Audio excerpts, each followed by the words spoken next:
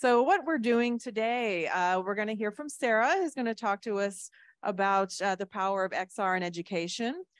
Sean's going to talk to us about incorporating futures thinking into your work.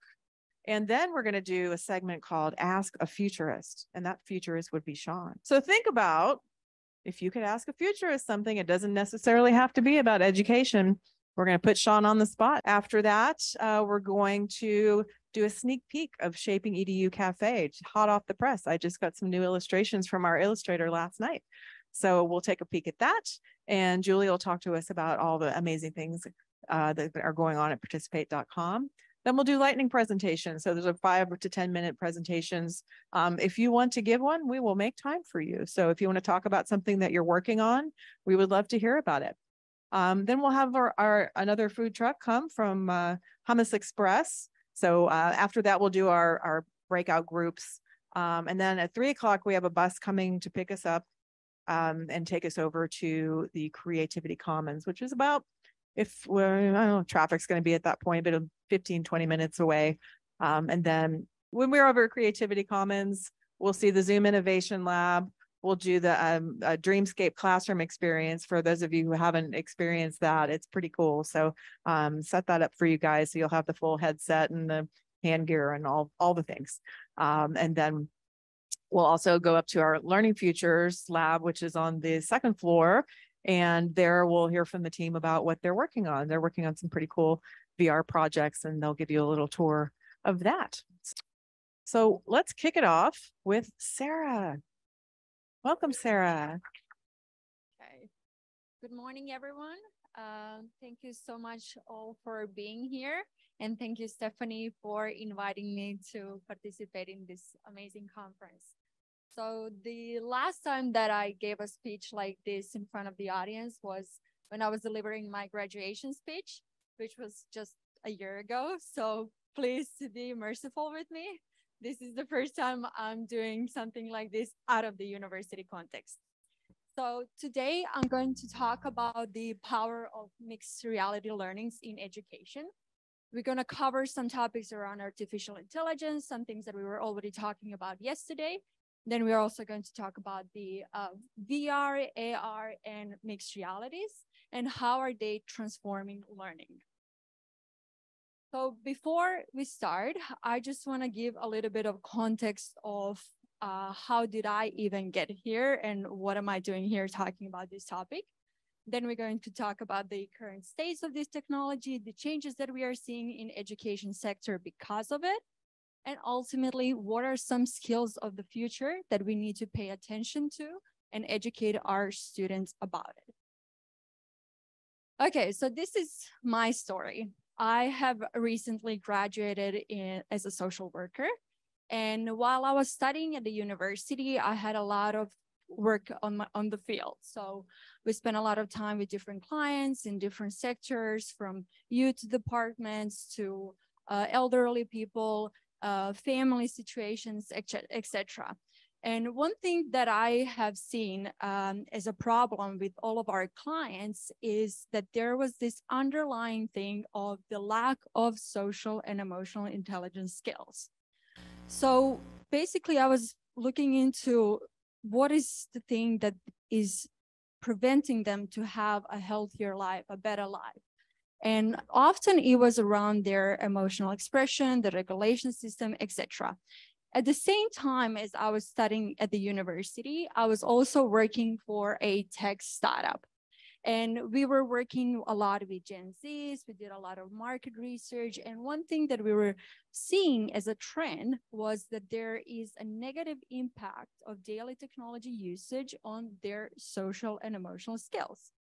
So naturally, I was very curious to explore this topic and see what is the important in relation to how technology is being used and how can we improve as humans for the benefits of this technology. So I started to think about what are some prevention measures that we can take to help the students and the upcoming generations around this skill set. So we did first one research about social and emotional learning. Then we followed with the next one, which was about the what is the actual impact of daily technology usage on their social and emotional development. And we built some frameworks for it. So I'm covering this topic because what I want to have in mind during this speech is that not only that we are seeing these trends of emerging technologies and they are transforming education and our learning journeys, but they're also transforming us as humans. So what is important to pay attention in education as we are moving forward towards implementation of even more so these extended reality technologies. So I'm not going to cover too much about this, but I just wanted to briefly show you what are some of the results that we've seen when we were conducting this research. So there was, of course, a lot of negative effects of daily technology usage on students' social and emotional skills. So, but it was mostly covering aspects in real life. So we are seeing that there was a decrease in social skills. And yesterday we were hearing about that from our students here when they were talking about what are some effects that they're seeing surrounding social exclusion, inability to communicate, etc. So we also have seen that there's some decrease in emotional vocabulary. So as we know, one thing that is important for us humans is to have that face-to-face interaction. That is how we grow. That is how we learn. That is how we understand. So when there are so many technologies intertwining in between the students themselves and their educational journeys, we can ask ourselves, how is that going to affect their emotional states and therefore their emotional vocabulary? But at the same time, one interesting finding was that, so to give a little context, we interviewed youth. So we had teenagers. We also had researchers at Yale Center for Emotional Intelligence. We had policymakers, youth workers. So we were exploring all different perspectives to find the answers to these questions. And one interesting thing that came out, and that I think is very important as we are moving forward into this new era of technology, is the positive effects that are happening in the digital world. Because these students are they're considered the first digitally native generation. So they were, as they were growing up, they started to use technology very early on. And naturally, they developed a new set of skills in those virtual realities. So we are seeing some understanding of social cues. We are seeing some increase in social development because they find belonging sooner. And overall, there's a lot of social inclusion because, again, the communities, the diversity, all of that is actually allowing them to find their group. And lastly, so what we were seeing that, and I think, again, one important thing that we should think about as we are implementing technology is that often today, technology is used as a form of escapism. So escapism has been around forever, right? But never has it been so easy to take something which is constantly next to you from your pocket and just scroll and have those dopamine hits. And something like that, accessibility of such a form of escapism also then affects their development in regards with their emotional skills and their social development overall. So ultimately, what this showed us that there are indicators that we need to have a new set of skills as we are implementing this technology into our education. So some of the indicators, again, are the problematic technology usage. So we're talking about excessive technology usage. There are a lot of things that are prone to addiction. Then we have a growing reliance on technology for socialization. Then we have a growing divide in between virtual and real life, which was a very interesting thing to see, that there is, in this day's time, there is an increased tendency to live your virtual life as your real life. So a lot of students were actually talking about the amount of work that they're putting out there so they can maintain that virtual persona. So that's one thing that it's new in our society, that it's new in our development, and it has its negative, but also its positive effects. So something to have in mind as we are approaching these technologies in education. And also there's this aspect about living in two realities. So you have a disconnect from what happens in your virtual life where you spend like X amount of time, and then what happens in your real life. So we need to be there for students to help them to integrate the two, to guide them and to educate them so they are using technology in a healthier and better way. I hope it's gonna work. Let me see. I just wanted to show this video again to kind of portray the image. This is a kid. He could be, I don't know, 4 years old. Let's see if it's gonna work.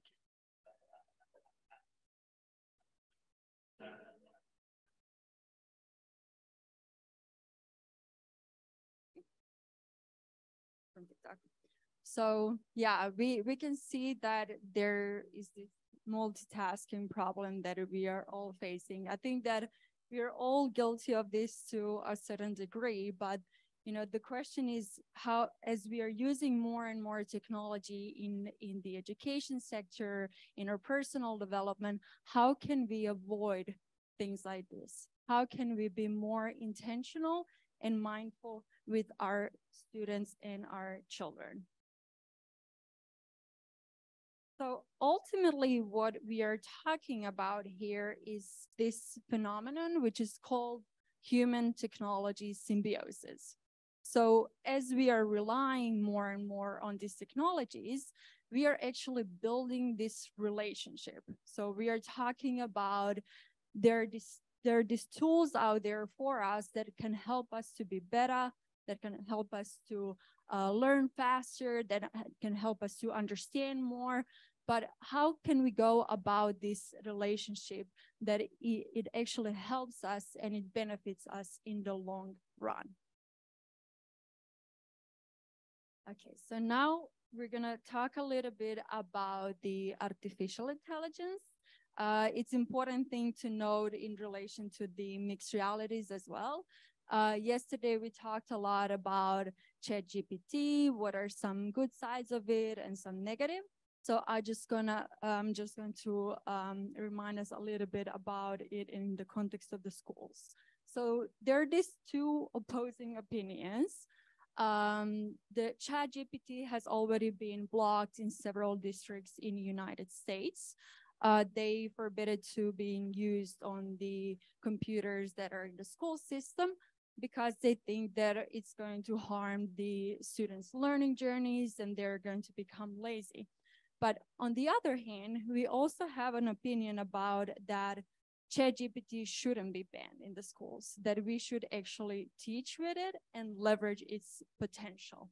So I think that that was a part of the discussion yesterday, and we heard some very good opinions regarding why we could use it and why we shouldn't, and which parts of it we should rely on and which parts should we leverage more. So the thing with this is that, as we know, regardless of what we do, regardless of the restrictions or do we ban it or not, students are going to use it. So that's the thing, that's the truth. We used, when I was in school, Wikipedia was the thing that we shouldn't be using, right? It was like, oh no, they're gonna copy their essays from, just gonna copy paste the pages from Wikipedia. And we did it. We were using it. We managed to do well with it. We understand it. But the thing is that, again, no one is talking to students about these technologies and how to actually use it in a better and healthier way. So instead of going down this road of like restrictions and things like that, I think that we should actually go about sitting with them and showing them the benefits of it and see how do we use it, how to foster more discussion, how to foster more creativity, how to foster more collaboration by leveraging these amazing technologies that we are using these days. So here are some opinions that I found through some research papers and through some books about these emerging technologies, saying that, this is just one piece of the puzzle. So there are other technologies that we're going to cover throughout these presentations that are already being used. So how can we actually look at the bigger picture and use them all together for the good? And point about the ChatGPT, why it should be in their lives, because it's going to be a part of their future. And one interesting thing, now I'm gonna show you a little video after this little step into the future. We don't know if this is going to be 10, 15, 20 years from now. But I think that we also were not thinking that ChatGPT and such technology is going to be already part of our society today, and that we are going to be able to leverage its potential in such a meaningful ways in different aspects of our lives. So I want to pose a question about the future of emotionally intelligent artificial intelligence and its usages in society. So this is the movie from Steven Spielberg. So it's a movie from 2001. It's called Artificial Intelligence. I watched this movie on the way to States in the airplane, and I thought it was a very topical thing because it's actually addressing. How many of you have seen the movie? Yeah, so this was the moment when she's saying to him that she needs to leave him in the forest, and he thinks it's a game that they're going to play. So he's asking her, is this the game? But she's like, no, I have to leave you here by yourself. And you can see that on her eyes, she is being devastated and sad about this moment. And even though, again, this is a conversation in between a human and a robot, we are already seeing that there is these emotions being built in their relationship. And for those who didn't see the movie, I don't want to ruin the ending, but it's a very interesting story about the evolution of artificial intelligence and how it's going to develop the emotions and this ability to actually feel and go over and beyond to do the right thing for the parent. So again, this is all part of the introduction in terms of how are these technologies are affecting us and what are these benefits that we can have from using it, but at the same time, how can we be mindful of our humanity and the development of the relationship with these technologies. So when we're talking about extended realities, there are a lot of many usages that we are already seeing in the education and different sectors. And I think that this little quote by Benjamin Franklin really talks about the benefits of usage of this type of technologies in the education. So if you tell me, I can forget. Teach me, and I might remember. Involve me, and I will learn. And this is the biggest aspect of extended realities, of virtual reality, of augmented reality, is the immersive part of the experience. So when we're talking about extended realities, we're actually talking about 3 different parts of it. So we have the virtual reality experiences, we have AR, and lastly, we have mixed realities.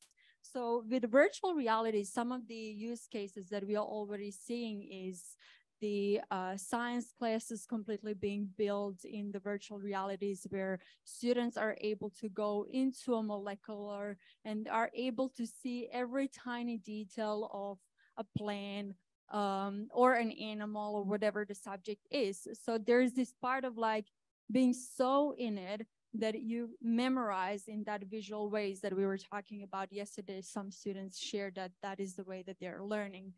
when we're looking into the augmented reality, we have that overlay of digital information on the physical world. And one of the interesting things that I've seen, that there is this conversation how in Croatia, we don't have that. Like in biology classes, you dissect frogs. Do you do that? Like that every school has that? How old are you guys when you do it? High school. Okay. Yeah, no one was giving dead frogs to us. It sounded cool. Like, I don't know. I mean, I remember seeing that in the movie first, and it was like, that's cool. But yeah, I don't know why don't do that in Croatia. Maybe we don't have prepared the system around the support. But anyhow, with augmented reality, we don't have to worry about dead frogs or live frogs. Are they dead? They are dead. Okay, cool. I don't know. Maybe they teach you also how to kill them. I don't know. But again, the beauty of technology is that we are able to have the same type of experience by interacting with the technology part. And lastly, the mixed reality. One of the best use cases that I've seen about mixed realities is with the operations and surgeons, where they're able to completely experience of what it would happen if they were in a emergency room. So what we are seeing with these technologies is that they're giving us this ability to learn by doing. So there's no longer that part about, oh, like we need to read about it and it's all in the textbook. And then one day we found ourselves in front of a dead body or a frog and we have to do the thing, right? So we don't have to do that anymore thanks to these technologies. So some benefits of usages of this technology, I mean, there's enormous, there's so many of them. But one thing so these are examples from the research paper and that they were conducting in a relation of usage of virtual realities in soft skills trainings. So what we are seeing is that it's by using virtual realities that students are able to faster train. So there was also this confidence about the applying the knowledge. I think that is one part about the education that we're all seeing as a problem, is that how do students actually apply the knowledge that they learn and gain throughout this education? So often, you know, they just have these theoretical parts, and then they found themselves in real life, and they have to remember, where did I learn what part of it, what part of this situation that I'm in was in which part of the textbook or whatever. But because the VR is so immersive, they're able to have that application straight away. One also interesting thing is that they're almost 4 times more emotionally connected to the content they're studying. So there's this moment of, especially the one use case that I was reading about was about history classes, right? So we all had, like, I remember one part of the problem in our education when it comes to the history was specifically in regards to the war that we were in, is that there was a war in between Croatians and Serbians during the Yugoslavian times. And our textbooks were solely created for us to develop a good view of how Croatians did it and the bad view of Serbians. And that is something that often we see in education, that there is this one perspective that is trying to be portrayed so that students get that type of understanding and ultimately develop the beliefs around it. But with VR, we can have those multiple perspectives taken in the education journey in regards, let's say, in the history. So you can have the game developed that is from the perspective of, let's say, in this case, from Serbians and the perspective from Croatians. And you're able to get into that experience and have that emotional connection with it. Okay. Also, when we're looking into the competition levels, right? So it's much faster to complete the training because, again, that experience, that learning by doing, by being in it, having more personalized learning journeys is also a big part of VR. And all of that actually leads to this benefit of how fast the trainings are completed. So again, a little bit on the emotional connection to the learning content. So we see that with classroom is very, very low in relation to VR, but even with e-learning, especially now after COVID, we have all had like enough from those e-learning experiences. And this is an amazing opportunity to take a big step forward in terms of how students interact and connect to the content of their studying. And all this actually leads us to a conversation about what are some changes that we are seeing in education sector as a result of these technologies. So, there we go. So there are 4 things that I want to cover when we're talking about the changes. So we have some changes in how the methods of teachings, we have changes in methods of learning, and there are some new elements that we are seeing as a result of these technologies.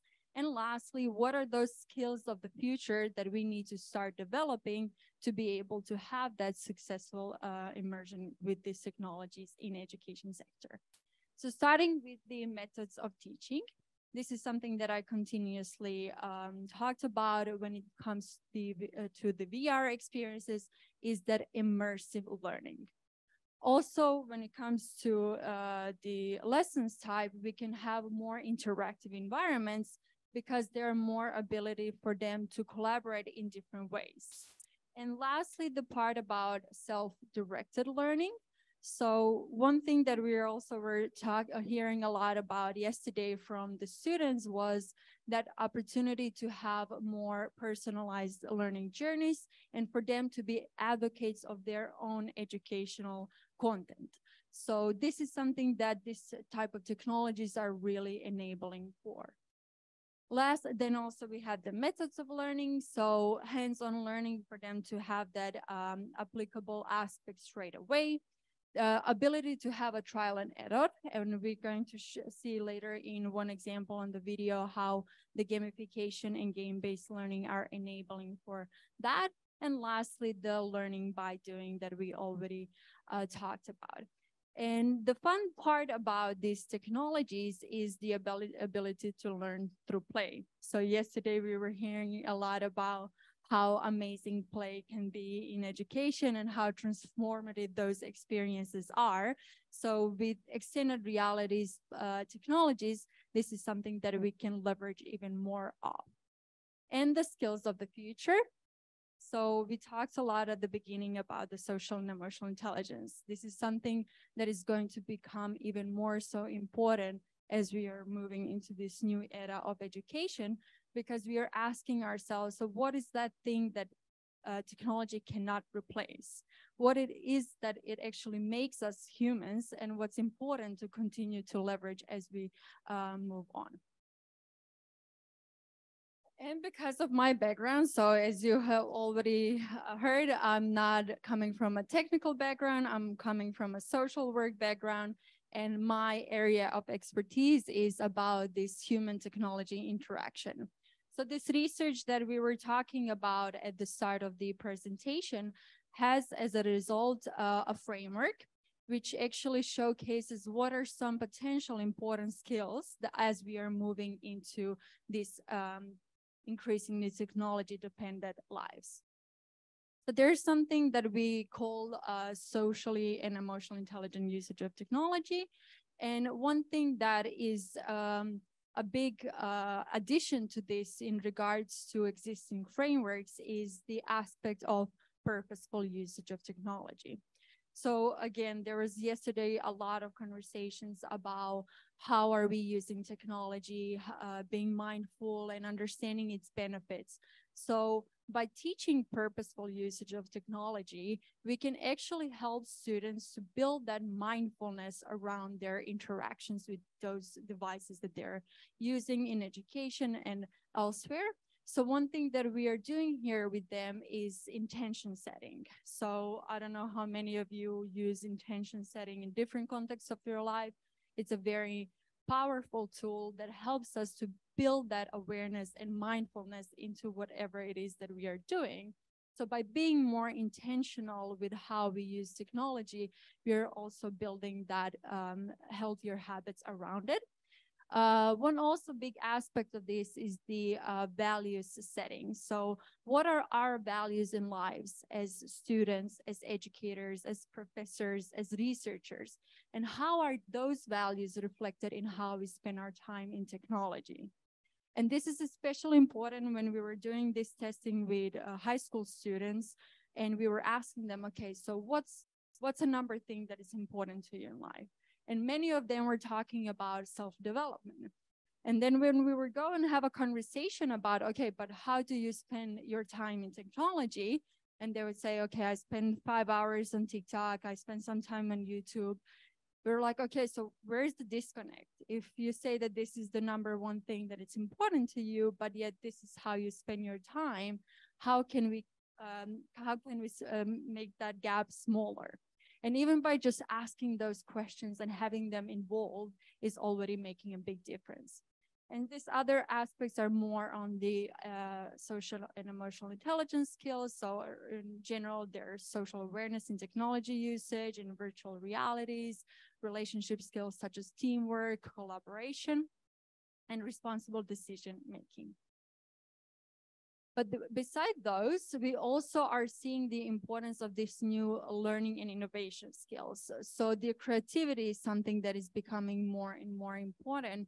And we think that ChatGPT and DALL-E and other tools are going to take that away from us. But we are actually like, that's that thing that's innately our human as well. And by having those future problem skills and having those conversations with students, we can help them to foster them.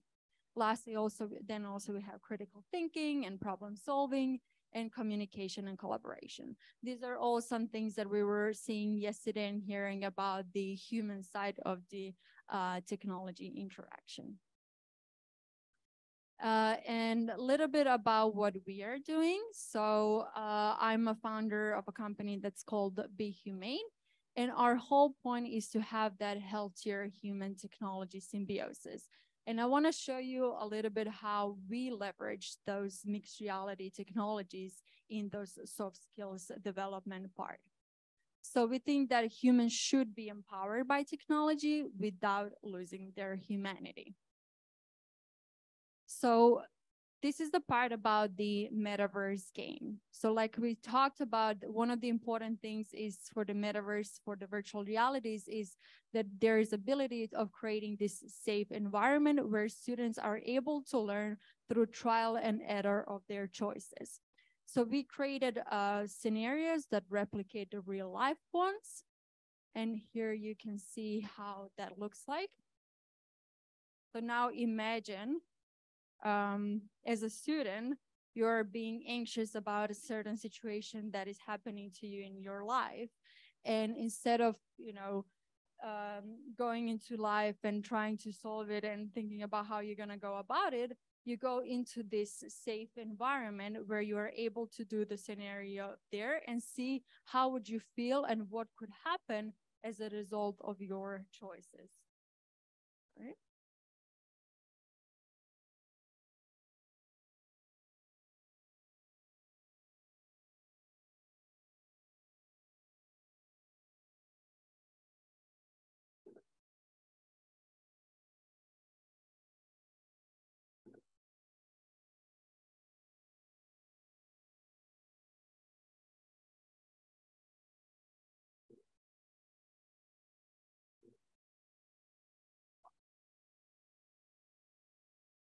So we're seeing this scenario that is something that could happen in the school context. And we had some interesting comments from students on this. They said that like the platforms like that and those type of experiences could save them a lot of money down the road on the therapy. Yeah. Yeah, and we also were doing some testings with neurodivergent students, and they said that this is something that would really help with their social anxieties, with just understanding the social cues, because there's that moment of like, oh, this could happen as a result of that. So they're able to have that immediate learning experiences. And those are some that is like the most powerful part about these virtual realities for students. And the other part is about the AR, so the aspect that happens in real life. So one thing with this type of skills, it's important for them to be developed both in virtual life and the real world.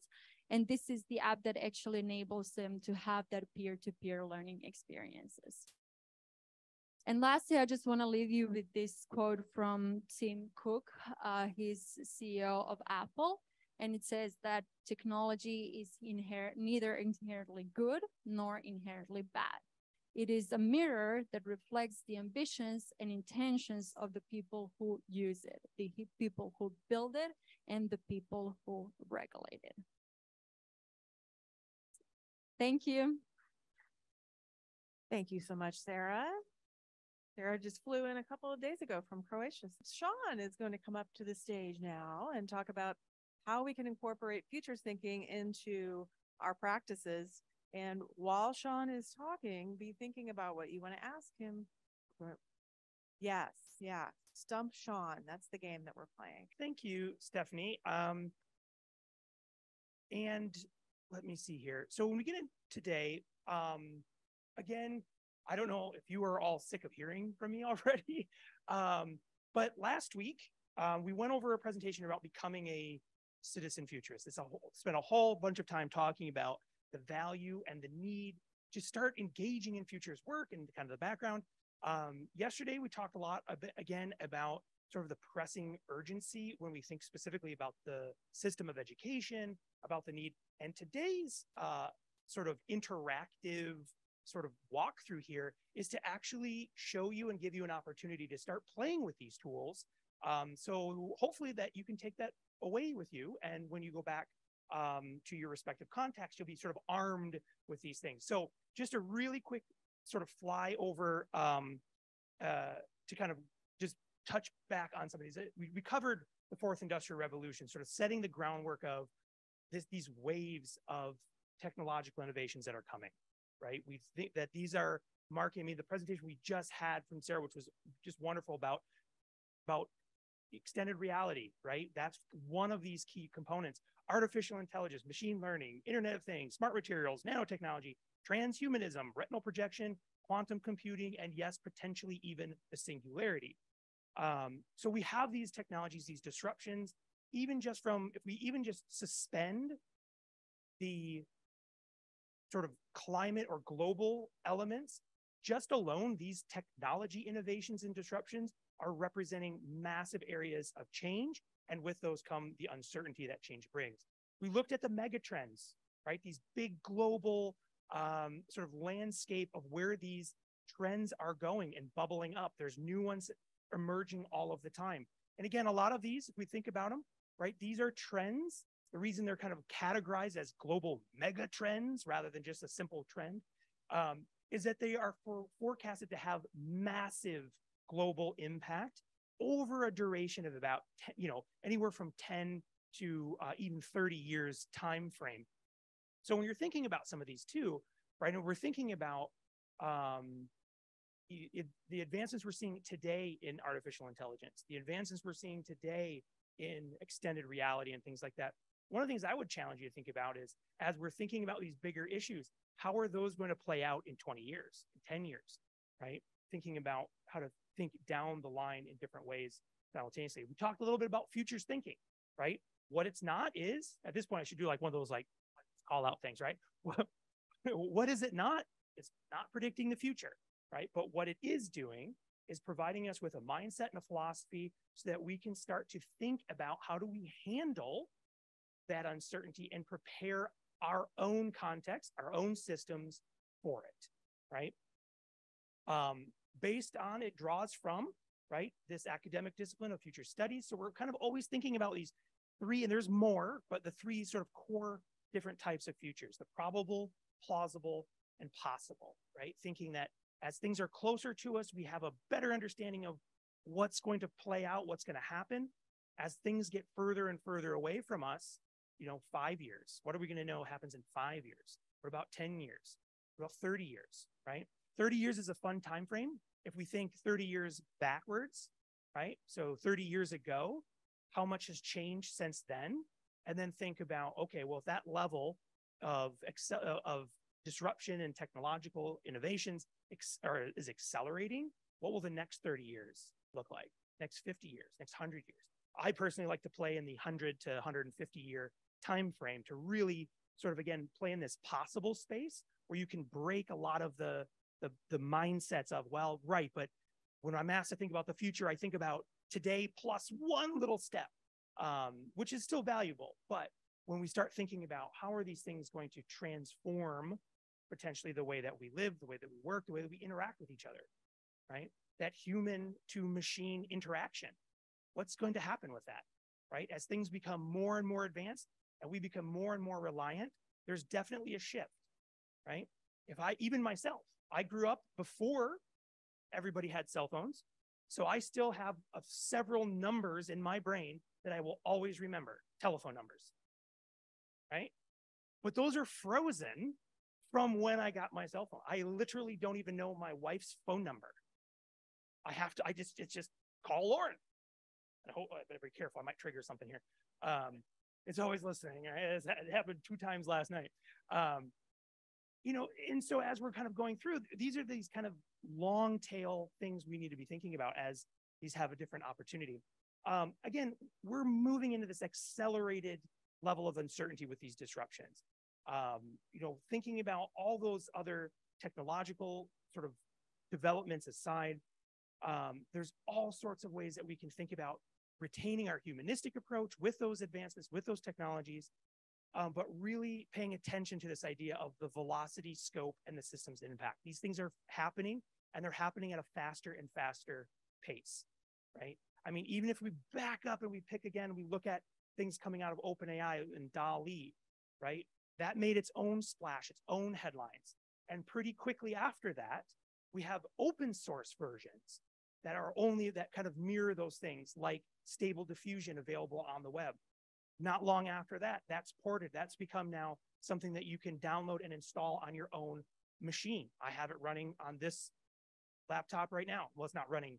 I'm not generating images as we speak, but I have it on there. You can now even have it on your mobile device, right? And that has happened in the last like 3.5 months, right? So even from this massive generation of something happening new and then happening again and again and again and again, we're seeing that accelerated pace of innovations. And then, of course, we have those 3 pressing challenges, right? With all of these things, how do we keep these things in mind?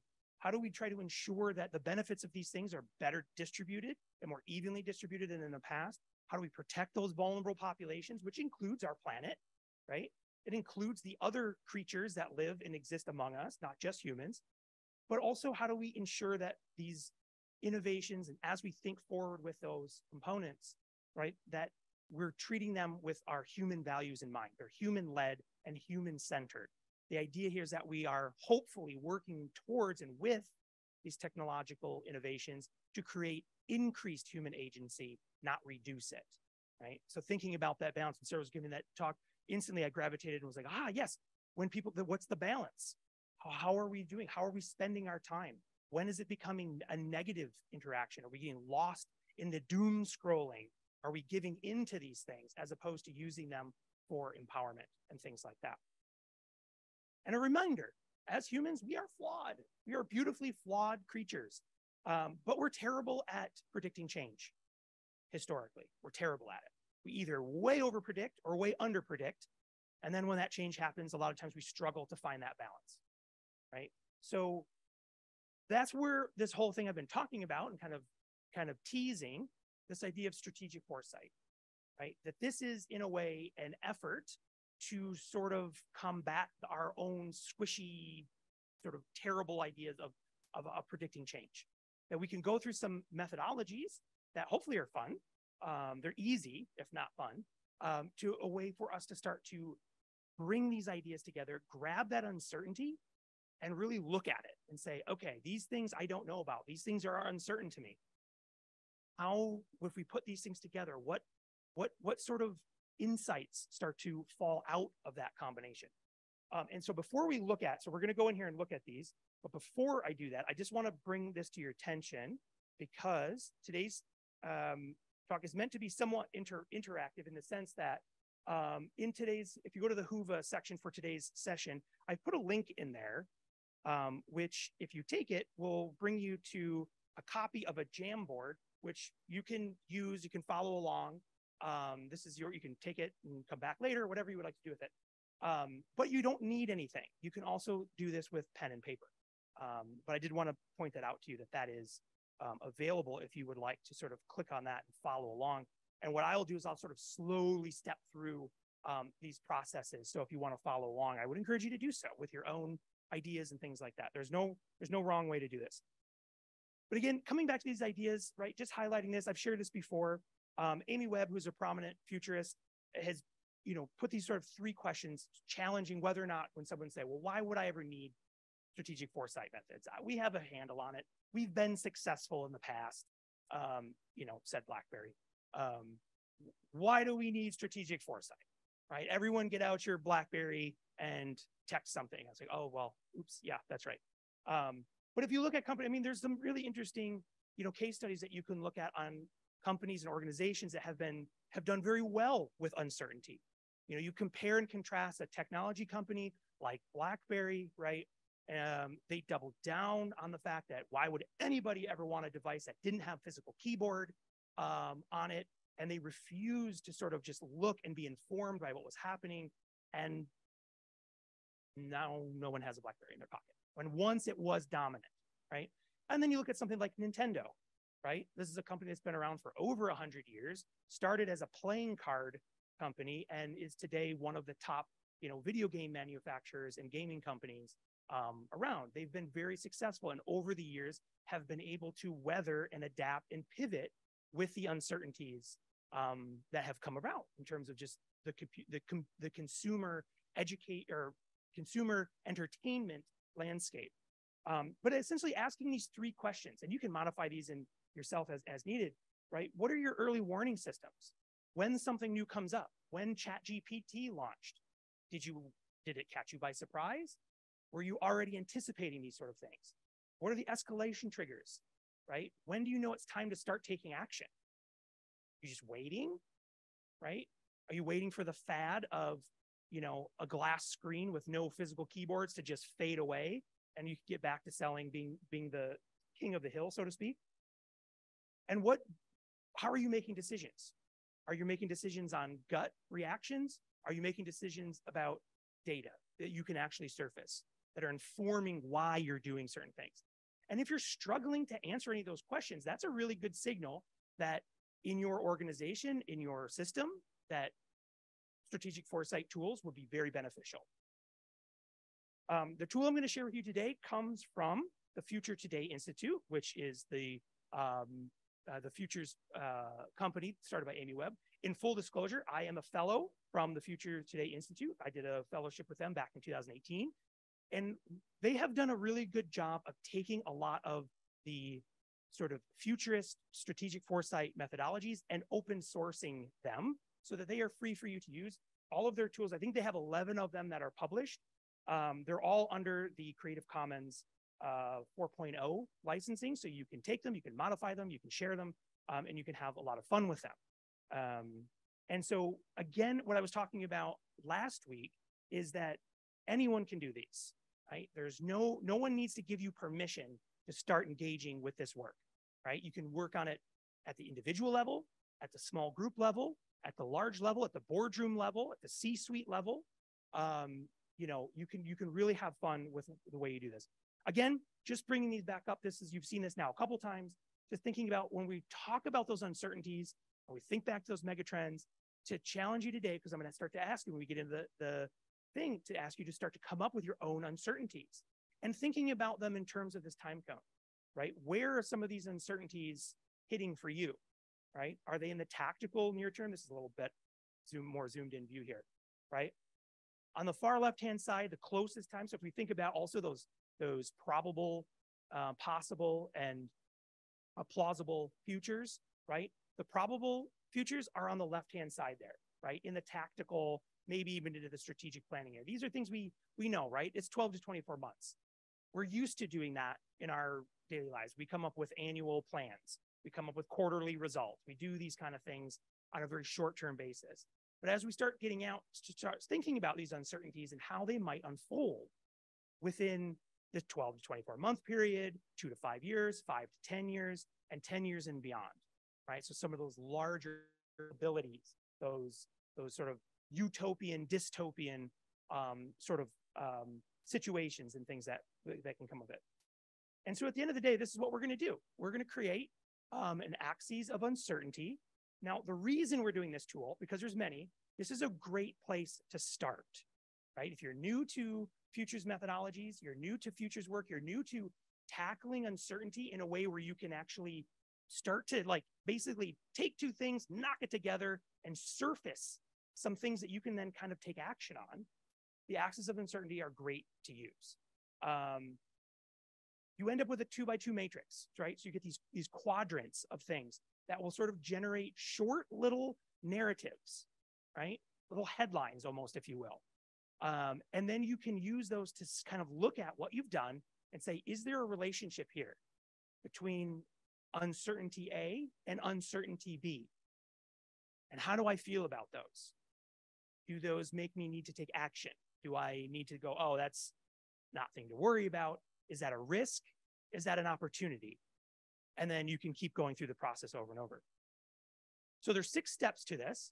And so if it, like I said, you can play along with that Jamboard if you would like to. I put a couple little sample things in there, but you can, again, you make your own copy of it. You can hammer it, whatever. You can also just do this, like I said, you can do this on paper and pencil, or you can just watch me go through it and then see, oh, that's not so bad. I'm going to do that when I go home. But it's a 6-step process. And the idea behind this as well is that as you go through it, it's a constantly evolving or iterative process. You can go through it once, you can go through it 100 times. You can generate as many of these as you have the energy to do. Personally, I find this tool to be very useful when something new comes up, right? So when you're looking through and you're reading, and you're scanning those horizons, those megatrends, those macro sources of disruptions, and you're trying to connect those dots, like, oh, there's an advancement in quantum computing. Okay, what does that mean to education? What does that mean to our public health care? What does that mean to our society? What does that mean to this? What does it mean to that? And you can start to generate these lists of uncertainties, right? I don't know if I heard it today or yesterday, but a lot of times when we think about sort of the displacement, right, of automation, artificial intelligence, is that going to disrupt the labor economy? If that does, what do we do? Enter in, you'll hear conversations about universal basic income. Okay, universal basic income, what happens when that's, put in place? For higher education, does a universal basic income challenge the status quo of people who would normally come to a university to get a degree for the prospect of a better economic future? But if there is no economic future, do they still come to a higher education institution? I don't know, right? These are questions. These are some of those longer term, bigger questions that are fair game to ask. And so what we're going to do is we're going to step through this, and we're essentially going to just follow this process and trust the process. And in the end, we'll come out with some actions that we can sort of sift through to see if they make sense. All right, so if you're following along on the Jamboard or mentally or just with eyes, step 1 is to brainstorm external uncertainties, okay? So this is where we think about disruptive changes that you yourself or your organization have no direct control over, right? So these could be sort of massive uncertainties, right? So here's some examples. These could be economic factors. social factors, technological factors that aren't yours, political or policy regulatory factors, right? And you can define others. But the key here for step one, when you're defining a list, and the goal here is your list could be 2 things or it could be 50 things, right? That you can have fun with that. You can go through and say, okay, right now, what are the things that I think are driving that sort of uncomfortable pit in my stomach when I think about the future of my organization? What are the threats? What are those uncertainties that I have, right? If I was right now, for example, if I was somebody who just started a company that relied on a social media platform, I would be very worried right now about that political component, right? Supreme Court's talking about issues right now that are circling Section 230. Talked a little bit about that yesterday. If that goes away, that could be an existential risk for your business. I mean, even as higher education, right? What's one of the things that when we engage in learning management systems, we rely on an ability for students to post comments, questions, concerns, things like that. Will 230 have a direct impact on our ability to do that? I don't know, maybe. Well, we can use that as an uncertainty. And when you make these lists, so here's over here in this like dotted box, this is an example that we'll use as I step through this, is to generate some of these. So one of them, of course, is, COVID-19, right? On top of everybody's mind. So that's the uncertainty. One, we end up with a mild pandemic, or maybe it should be an endemic, right? Every year, versus COVID-19 is completely contained and it's gone for good and we never see it again, right? We have one perhaps that students transition to fully remote online learning, just full stop, versus they only are temporarily remote, right? You could reverse that with workforce, right? As the workforce has experienced this era of COVID-19, that the workforce no longer wants to be anywhere physically together, or it was only temporary and everyone comes back, right? Now, the realities, of course, are somewhere on all these spectrums. But the idea here is for these uncertainties is to create sort of an opposite, right? So what is your uncertainty, right? Something happens and it increases the investment in educational technology. Or the inverse, it doesn't, right? So when you think about those external uncertainties, the idea here is to come up with a list, right? And again, your list can be as small, short, or as exhaustive as you have the energy to create. Curious if anyone wants to shout out any of your own external uncertainties, please do. Yeah. Yep. Sure. Well, I don't think you can say it does not happen, but so climate change. So pick an example. Climate change does what? Okay, and so what would be an outcome? So what would be an outcome of that? That people can't,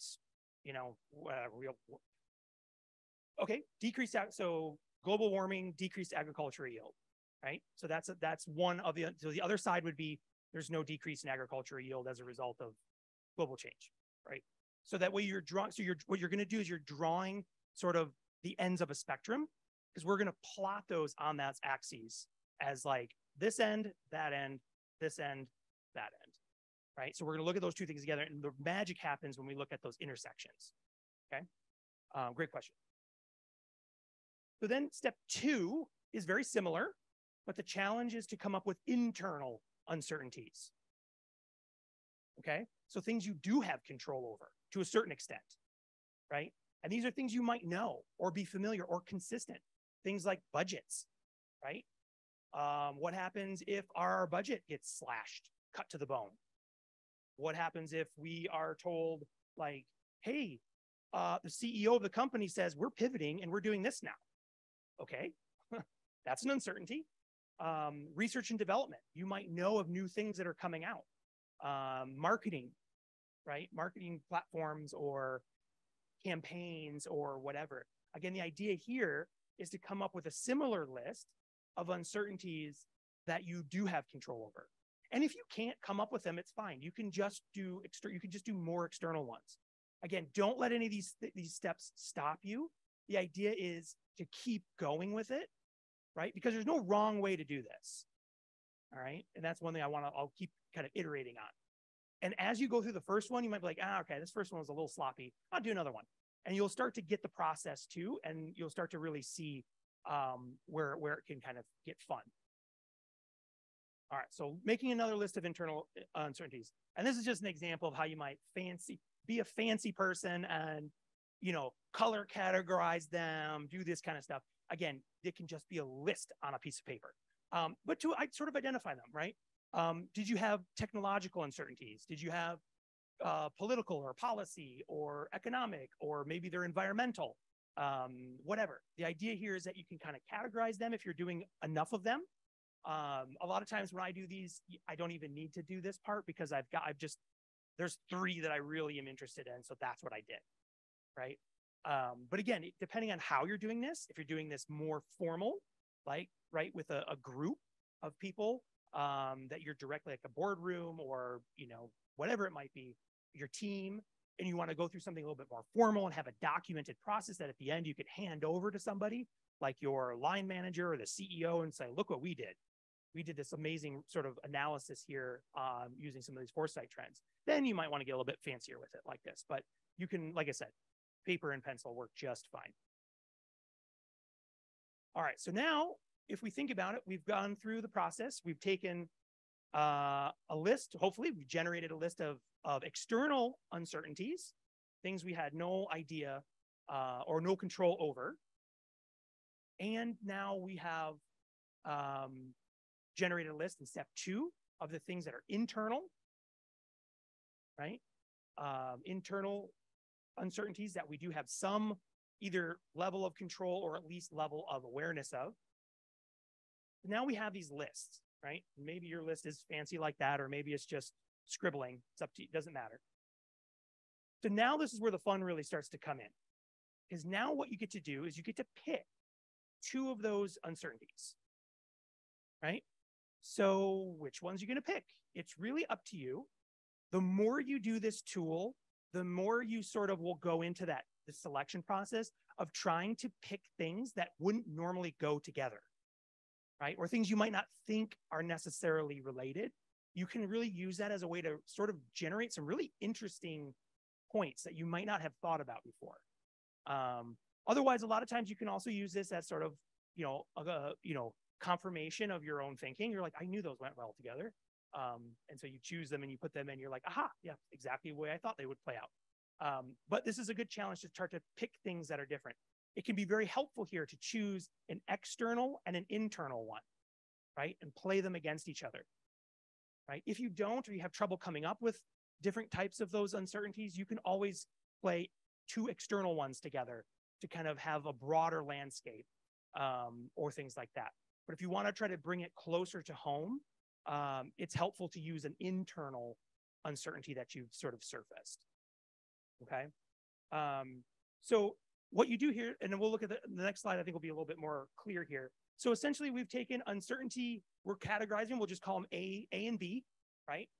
1 and 2. So uncertainty A, so you pick it. So let's say, and we're just going to put it the top. Remember, they're kind of extremes. One was the big change and one was sort of the opposite. We'll just put them on opposite ends of their axis. It doesn't really matter which one you choose, whether you essentially choose the X or Y axis for either one. It doesn't matter. And so you can have fun with that. And so you can choose. So you put whatever you choose for uncertainty. Let's call it A. For this purpose, we'll put that on essentially the, we'll put that on the Y axis there. And for B, we'll put that across the X axis. Okay. So it might look something like this. So in our example if you remember that dotted box, we were talking about COVID, right? And essentially the investment in the 2 I picked for this example were sort of this idea of COVID-19, the response to the pandemic driving investment in educational technology. All right. So at the top, right, that's my A. So COVID-19 increased the investment in educational technology, and the contrast to that, the opposite is down below, that it did not. Right. So then on the other axis, on the X axis there, I used a sort of more of a economic factor, right? Students transition to fully remote and stay there, and students only temporarily transition for the time being. All right, so those are the two different ones that are playing against each other. Okay, questions on that part? Is everybody good? Yes. Oh, that's the next step. That's the next step. That's step 4. All right, but step 3, right? So it's pretty simple, right? If we just back up for a minute, step 1 was external uncertainties, things we have no control over. Other list, things we might have control over, internal. Step 3, pick 2. All right, so now we've got our axes set up, and now is where the fun can begin. So for step 4, and this is where, especially if you're a writer, if you want to get out start cranking those creative juices, or at this day and age, you could ask ChatGPT if you want, right? Or I would say do yours first, then ask and see what you get, and then you can do that thing where you weigh the response versus yours, and that'll either empower you or make you feel bad. It's 50-50. But the idea here is that you can start to make, and the idea here is keep it short and sweet, right? These are meant to be quick ways of surfacing stuff.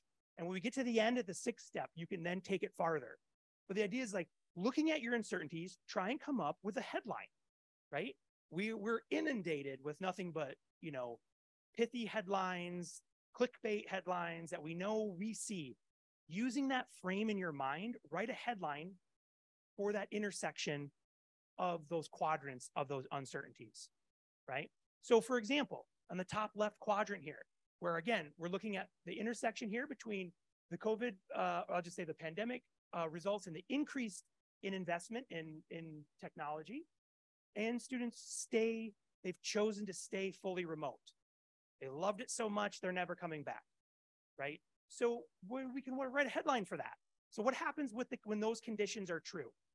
Well, students thrive in cutting-edge remote learning systems. Fully remote learning provides new opportunities for vulnerable populations. Okay? You can argue and say, Sean, that's a absolute rubbish headline. That's fine too. The idea here is you're coming up with a headline, right? How would you imagine that story looking like if it were to be true? Let's think about the other one over here on this side.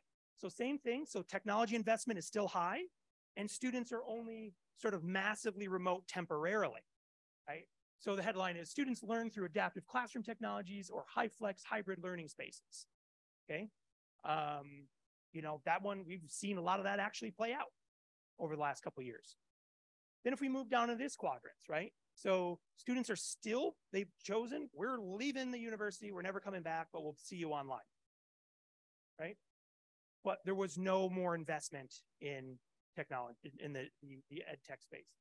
Students disengage with programs in universities, sending unprecedented retention issues across higher education. Everyone's leaving. The mass exodus. They've all decided, not for me, I'm out of here. Okay. Other one. So this time, there's still no investment in the technology, but students are only fully remote for a predefined amount of time. Students fall behind in learning goals as a result of poor distance learning options. Students disenroll. Right? So you're starting to see when you play these uncertainties together, you can come up with these very inventive headlines. Right? What I would say too as a tip as you're going through these processes is try to be provocative with your headline. Right? Ones that don't work so well are headlines like, well, change is hard, we all got through it. Okay. Okay, sure. But that doesn't really help us think about those uncertainties, right? So try to be provocative with those when you're looking at how does uncertainty A mix with uncertainty B when we look at them together. And then we get to step 5. So now that we have these little headlines, the idea here is that we can go through and we can label each of those quadrants to help pinpoint whether or not that's something that is a risk, an opportunity, or something like that. Okay. So, and again, so these are some suggested terms or labels to use. Near term, and you might be more specific. You might say tactical, or this is an absolute, like, dead on, this must be fixed this week kind of a thing. But these are really good ones to start with, right? Near term opportunity, near term risk. Long term opportunity, long term risk. And then the most dangerous one of all, the lurking existential risk, right? Please look out for those. If condition A and condition B are true, game over, right? So that's definitely one you want to make sure you circle or highlight or whatever. But then the idea then is in step 5 is that you then label those. Where do you see those components? So using our example here, right? The top left, right? Students thrive in this cutting edge remote learning environment. You know, potentially it's mixed in there with different kinds of immersive and XR capabilities. They're thriving in this like newly defined digital learning space. That's a long-term opportunity, right? That's not something necessarily that we can have instantaneously or something like that. But it's something that we can say, wow, there's value here. Also thinking about those vulnerable populations, right? The investment in that space, if we think about it like that, well, what happens if we invest there as an opportunity? Who are those vulnerable populations that perhaps the traditional models have been underserving? That's an opportunity for us, right? You see this a lot right now with universities going after the lifelong learner, right? Those are long-term opportunities that we're seeing as investments are increasing. You know, even if we look at this and we back this up and you say, okay, well, if this was 2 years ago, right, we are seeing a lot of places using this, a very similar sort of intersection there to guide where they're putting some of their investment, right? Let's look over here, near-term opportunity, right? Students learn through adaptive classrooms, they gain something, they're better off. This is something we're doing here and now. This is a near-term opportunity. Perhaps our organization, we can support this transition, right? And we can still allow for an educational experience or what have you to thrive during this opportunity. And then of course we can get into the more scary things, right? So near-term risk, students just fall behind. They don't like it. They're disengaged, right? They disenroll, they leave a little bit. Or existential risk. They leave higher education. In this example, they leave higher education altogether. That's the existential risk, that there's no longer a value for them with it. They're going somewhere else, perhaps industry-led pathways to economic prosperity as opposed to traditional higher education pathways, things like that. Questions on this part? Been confident in it? Confident in it? So this is a fun part where you get to label these things, because what comes after this is finding action, right? This idea that as you go through these, you now have these different buckets, right? You've got these little sort of little narratives that share information, right? They indicate something. It's a long-term opportunity. It's a near-term risk, you know, and if you ever come up with one of these, you know, circle it in red, highlight it, whatever, existential, right? Let's make sure we stay away from that. But these will give you something to look into. So if you see these and you go, okay, well, that sounds interesting, right? Well, now maybe it's the time to move on into other tools, or to just do more research, or to dive deeper in that particular area, right? Again, we're sort of doing this.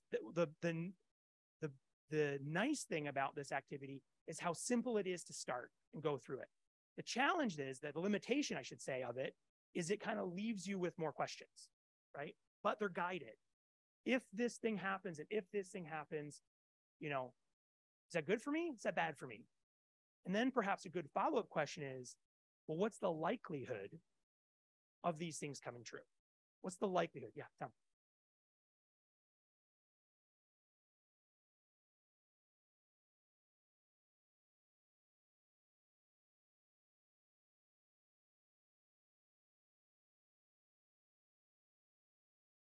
Sure.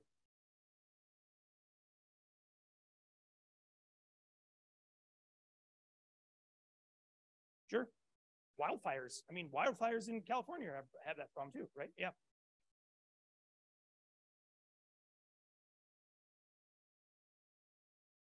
Yeah, you you you know, again, as humans, we love overcomplicating things, don't we? Another option to do would be to do a separate grid focusing specifically on the environmental impact and doing that. Because one of the things that when you're done with this, you can also look at it and go, huh, okay. You rerun it with choose different things, right? Maybe your headline game isn't so good, right? Try again, right? If you're looking at those and say, okay, well, maybe now that I kind of see how this thing works and how you're looking at uncertainties and how they interact with one another, you're gaining insights from having just done it. You can also recycle, start over, do it again. Choose different headlines, do more research about the things that you're looking into. Oh, okay, well, maybe that will change the headline that comes out of it. Or maybe it'll give me some better insights in terms of whether or not again, if we're thinking about those headlines, we're comparing those uncertainties together, maybe I can be a little bit more provocative with my headline to sort of emphasize the interaction there. And you can kind of rerun it or run more, right? You can run it as many times as you want. And there's no set number, right? There's no magic number that I can tell you that'll be like, oh, if you do this 4 times, you're golden. It's really about how much energy you have and how many questions you have and where do you find when you're getting somewhere, right? So the example of, again, we're not predicting the future. No matter how many of these axes of uncertainties that you create, it will not tell you the future. I've tried, it doesn't work. But it will surface these actionable areas or things that will start to resonate saying, all right, if I'm in a position of leadership and I'm comparing these things that are relevant to me, those uncertainties, going back to external uncertainties, they could be climate, related. They could be, sort of more insurance actuarial, right? What if there's a fire and it burns down the whole university or the whole bank I work for or whatever it could be, right?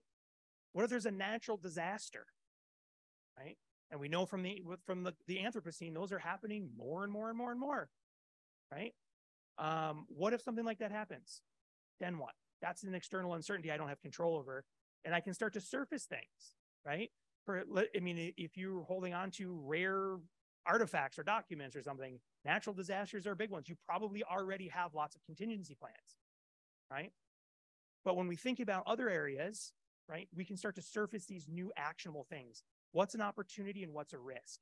And then from there, we can go research those more and sort of seek more clarity around those to then hopefully share that information back or share that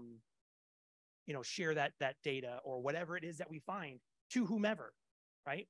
Maybe this is something we can use in our own research, certainly, right? So if anyone out there is thinking about writing a paper and you're kind of struggling to figure out like, what's the relationship between the new generative AI things and online classes, right? Great place to start. Axis of uncertainty, right? Plot those things against each other, right? How might those things change? You could easily do this with AI right now, right? Artificial intelligence, makes things incredibly easy. It's adopted everywhere. It's banned everywhere, right? And kind of see how it plays out against internal uncertainties that you have, and things like that. It'll surface these quadrant headlines that will give you something to respond to or something to look deeper into. And again, you can just try it over and over and over and over again. And the more times you do it, right, it does become easier to start to think, because already when you're picking your uncertainties, you kind of know the process and you'll be plotting them against each other and creating those headlines. So even generating those uncertainties get easier and easier the more times you go through it. But these can be fun. And I would encourage you to try, one on your own. And I would encourage you to try one with like a colleague or a small group. Maybe you have 15 minutes or 45 minutes in a standing weekly meeting that you could say, hey, there's these new things on the horizon, right? Instead of just being nervous chatter in a Slack channel or something where everyone just starts one-upping each other on the scariest thing you can post about it, right?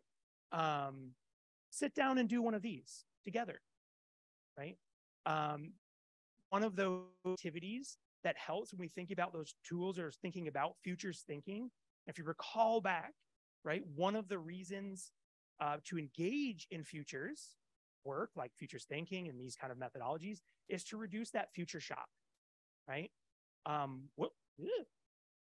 When things are uncertain, these sort of tools are wonderful at helping you feel like you have a grasp, at least, on knowing where those uncertainties lie, right? Where can they be? Where are these things? I feel uncomfortable that I'm just sort of listening and hearing and reading about all these different new disruptions, these technological advances. I don't know anything really about the tech behind it. You don't need to do these kind of tools, right? At least not to start. And then you can certainly look and start to dig deeper and deeper and deeper into it. All right. Any questions on that? Anybody feel empowered to go do some of these things? And again, if you don't have it, and you need a place to start, because once you leave here and you go back and you're like, wait, what was Sean talking about? I would encourage you, like I said, if nothing else, grab that Jamboard that's sort of right here.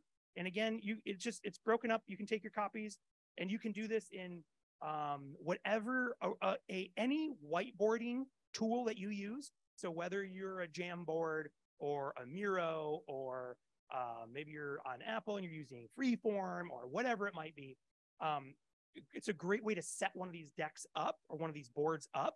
You can even use the whiteboarding tool inside Zoom or whatever you're using. And you can set these things up and you can have a lot of fun with this in your own context, right? And so just setting up. So again, step 1, brainstorm. Step 2 is brainstorming the internal uncertainties, then building yourself those axes, choosing 2 of those uncertainties to play against, plot them out, create your headlines, right? And then assign labels to those headlines. It's more interesting oftentimes to choose ones that you wouldn't normally think go together, right? Because we do think a lot about the ones that go together, right? So if you think about climate change, right? To pick on that one, we think about climate change, or a lot of people think about climate change a lot and think about all the different things that potentially impact that. But what's something you might put against climate change that you might not necessarily think about, right? So maybe something like financial, like climate change and cryptocurrency. Put those together, see what happens, right? Don't come to it with the uncertainties already plotted, right? So part of this activity is to group think those uncertainties together. And you can do that however you want, right? You can say, all right, everyone, let's go. Maybe you're doing it old school with a whiteboard in a conference room. You say, everyone go up there, grab a marker and write down your uncertainty. And from any uncertainty, you can generate its opposite, right? So you can just say, like, what are the things that are uncertain right now, right? And you can generate these big lists, and then you can go, you can group think, and you can say, all right, well, let's take, we need to pick 2 to start. So which are our first 2 that we're going to choose? And then you can go through that activity. You could break out into smaller groups if it's a large group, right? And you could say, well, group 1, and let's say you have 3 groups. You could each take a different pair of those uncertainties and generate different ones and then share them together at the end. And then remix and redo this. And there's really an infinite way that you could remix how you actually go about this. The key is, though, to do all of those steps 1 through 6 together, right? Now, you might, if you're hosting it, you might have in your back pocket some uncertainties that you're like, well, I want those on the board because I'm the one who called this meeting. We're talking about those. So, you can steer it a little bit to that extent. But one of the real powers of it is getting people to think about those uncertainties, right? Getting to think about, and you can use the time cone. You can adjust the time cone to your liking, right? But you can start to lay that out and say, like, okay, we're shifting in LMS and there's all this other stuff happening out in the world, right? Let's grab some of those. What are they? What are our uncertainties? I mean, one right away that you can surface if you're, going to an LMS is, how are the students going to react to that? How are the faculty going to react to that? There's 2 certain uncertainties right there you can plop up, right? What happens to retention? What happens to recruitment? What happens to all of these things that are related or uncertainties around this whole thing, right? There's financial uncertainty. There's, use and adoption and likability and all those kind of things. Those are certainly things that you can surface. But the fun is going through with people. It's a really good activity to go through and engage with people and sometimes you get some really funny stuff. And sometimes you get some stuff that are really like, wow, we never would have thought to look at, right, some of these things together because they're not together, right? So maybe there's an LMS change and maybe there's other changes happening, right, in local or external to you that you might not have really thought about, right? And so the idea here is not to, when you're doing it also, if I would offer another bit of advice, is to not foreclose the conversation at all, especially when you're generating those lists of uncertainties. And if you're going to do this more than once with a group, if you think, whatever that slide was where they're sort of organized in a fancy manner, you could certainly do that as a way of just having generating a bank of uncertainties, right? That you could come back to all the time, or maybe, at the end of meetings, right?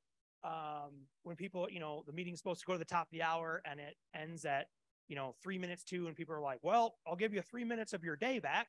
And you're like, well, thanks.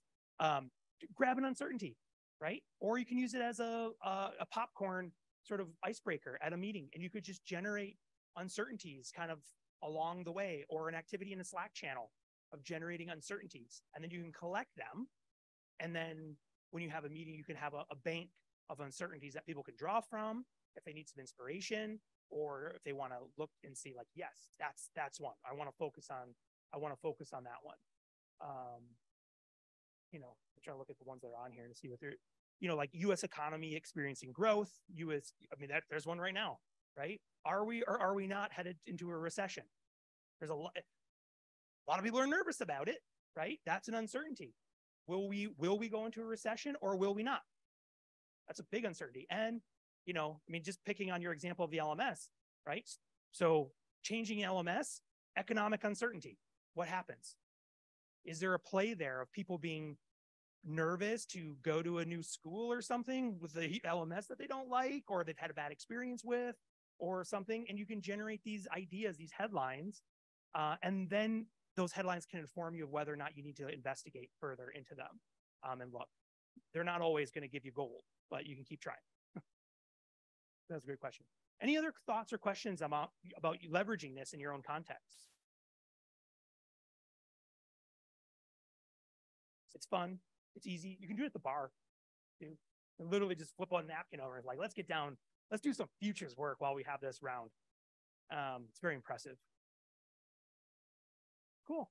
All right. Well, I guess that's it in terms of this component. So again, really, if to sort of come to a summary of all of these different pieces, really the takeaway that I hope you leave today with is this stuff is not hard to engage in, and it looks fun, and I'm going to do it. All right. So I'm only asking you to do those three things. Promise me this, but really take it with you, right? This idea. No one has to give you permission to engage in futures work, right? It's helpful. It's informative. It gives you places, especially when we're dealing with uncertainty. We're not sure exactly what we need to do, where we're going to go, how things are going to play out.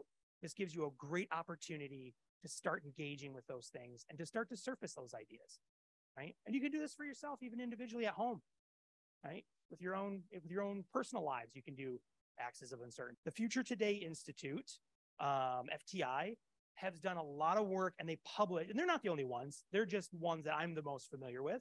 But there are lots of sort of futures work. There's a great, the Copenhagen Institute for Future Studies does a lot. They actually have a publication called Farsight, which is a really engaging and very deep sort of futures publication where they take big ideas and spend a lot of time and energy going very deep in them.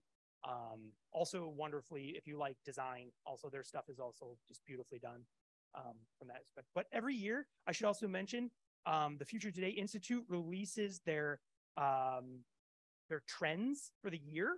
These are massive documents, hundreds and hundreds of pages, where they go through industry by industry, surfacing in, now it'll be the 2023 one that launches at South by in March, like 15th or something like that will be the new one. So, but you can get all that information there. That's a great one because it'll surface just this tome of trends and signals that are like, in all these sectors, what are the things that collectively as quantitative futurists we're paying attention to? So that's a really good one to look at. All right, it's time to stump Sean. Oh boy, I don't think that's gonna be too hard. I don't know. Just on the note of other things coming up, the Institute for the Future, IFTF, has their 10-year outlook that they're going to do a free webinar about next week. And you can just go to IFTF's website and sign up for that. And they'll publish a report and release it that day as well. So that'll be a cool one to see. Anybody have a question for Sean about a future topic? Ask a futurist. I should state that all opinions are my own. Don't take any financial advice from me. Just imagine an asterisk above Sean's head. Unless you get rich, then you have to share. I'm just curious, what's the difference between traditional risk management and futurism? Well, futurism, so if you think about, so the way I would say that is risk management historically looks much closer in terms of things that are identified as certain to happen or very predictable things to happen. Future studies, by its definition, right, is really about engaging the possible futures. So really thinking about those broad things. Risk management is definitely, there's futurist work in risk management, because that's what you're doing when you're trying to ascend. Will this happen? Will that happen? That is, in a sense, an overlap with different types of futures thinking. Absolutely. It's now where you can slice it and change it where it's different is how you're applying it and things like that. But it's all part of it. Right? I mean, that's what you're doing when you're thinking about the plausible future in 10 years and 20 years, right? What is the risk of me being here because of climate change, right? That is, in a sense, some type of risk management. But yeah, so I would say they're cousins in many ways, but with a lot of sort of more of the futures thinking foresight. A lot of times those will also focus on much broader, longer term changes that are more sort of broad to an industry, where risk management usually is focusing on a single thing, a business, an organization, a more narrow sector of, where something might apply to it in many ways. But yeah, they're very similar. I would say risk management is a smaller piece of a bigger sort of future. So yeah, Tom.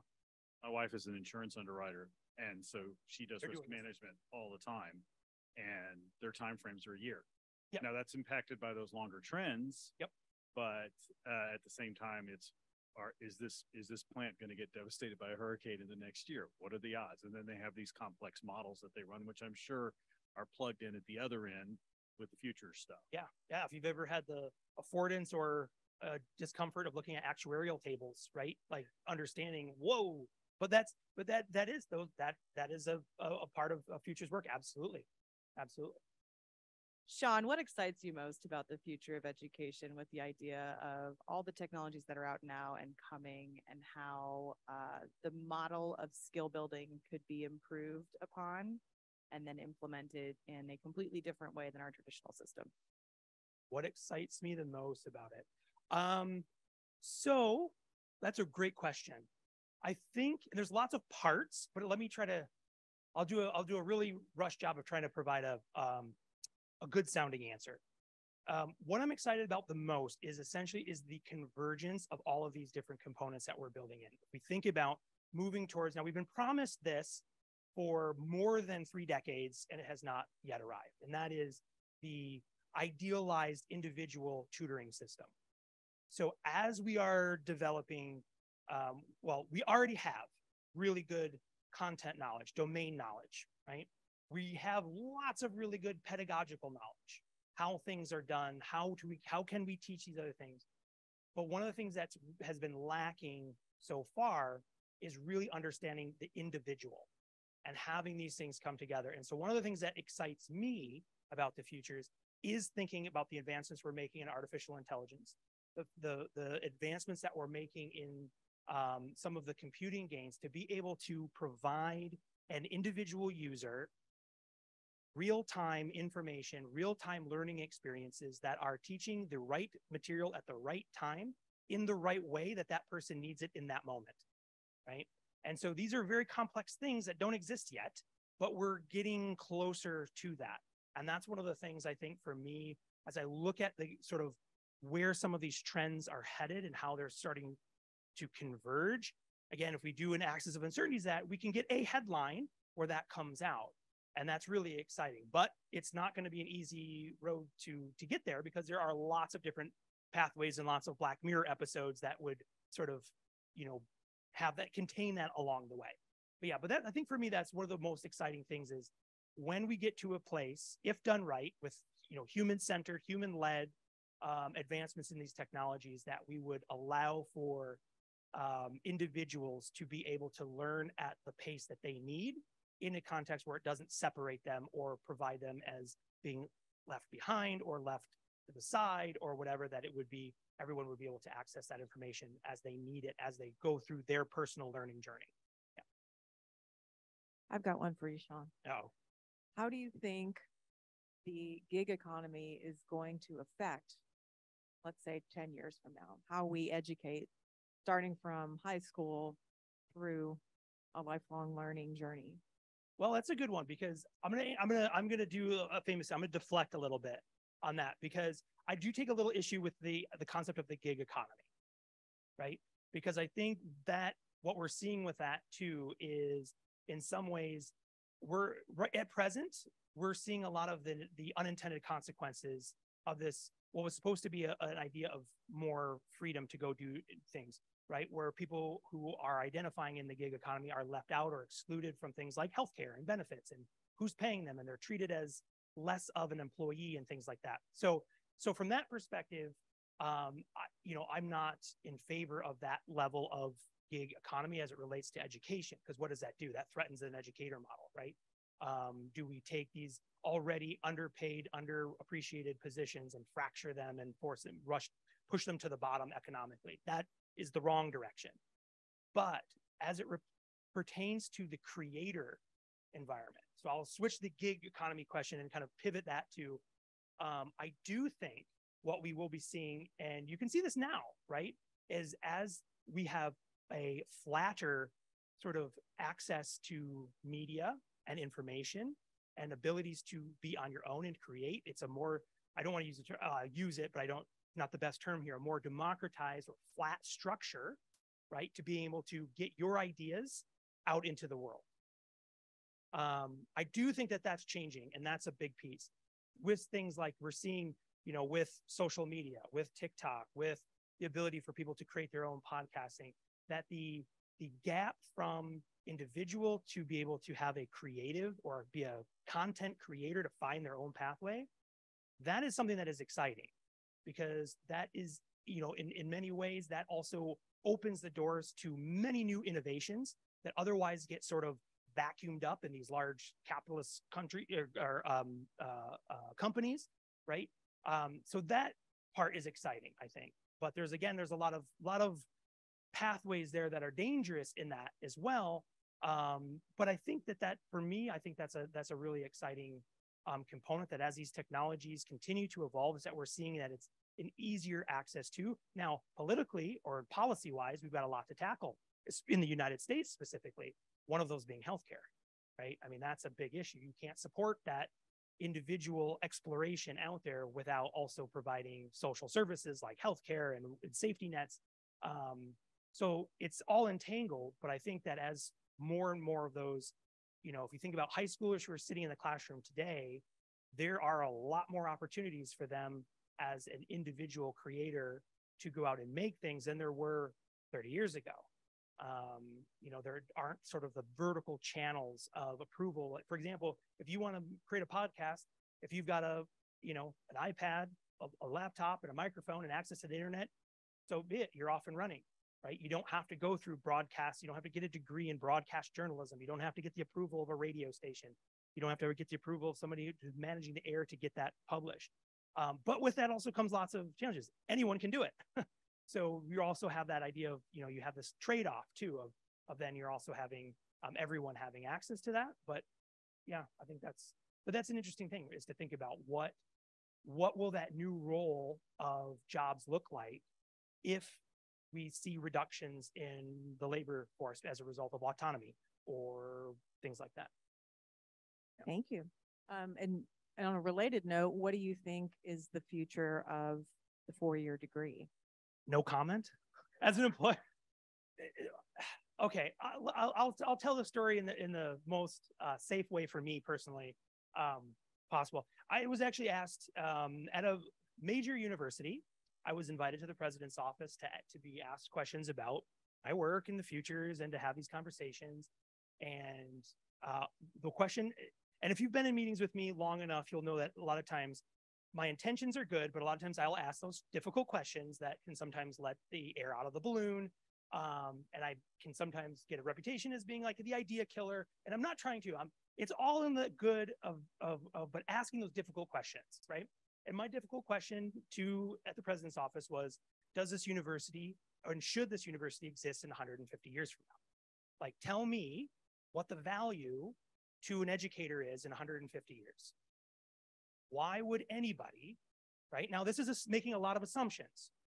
Those assumptions are that the access to information continues to grow and be equitable and available for everybody.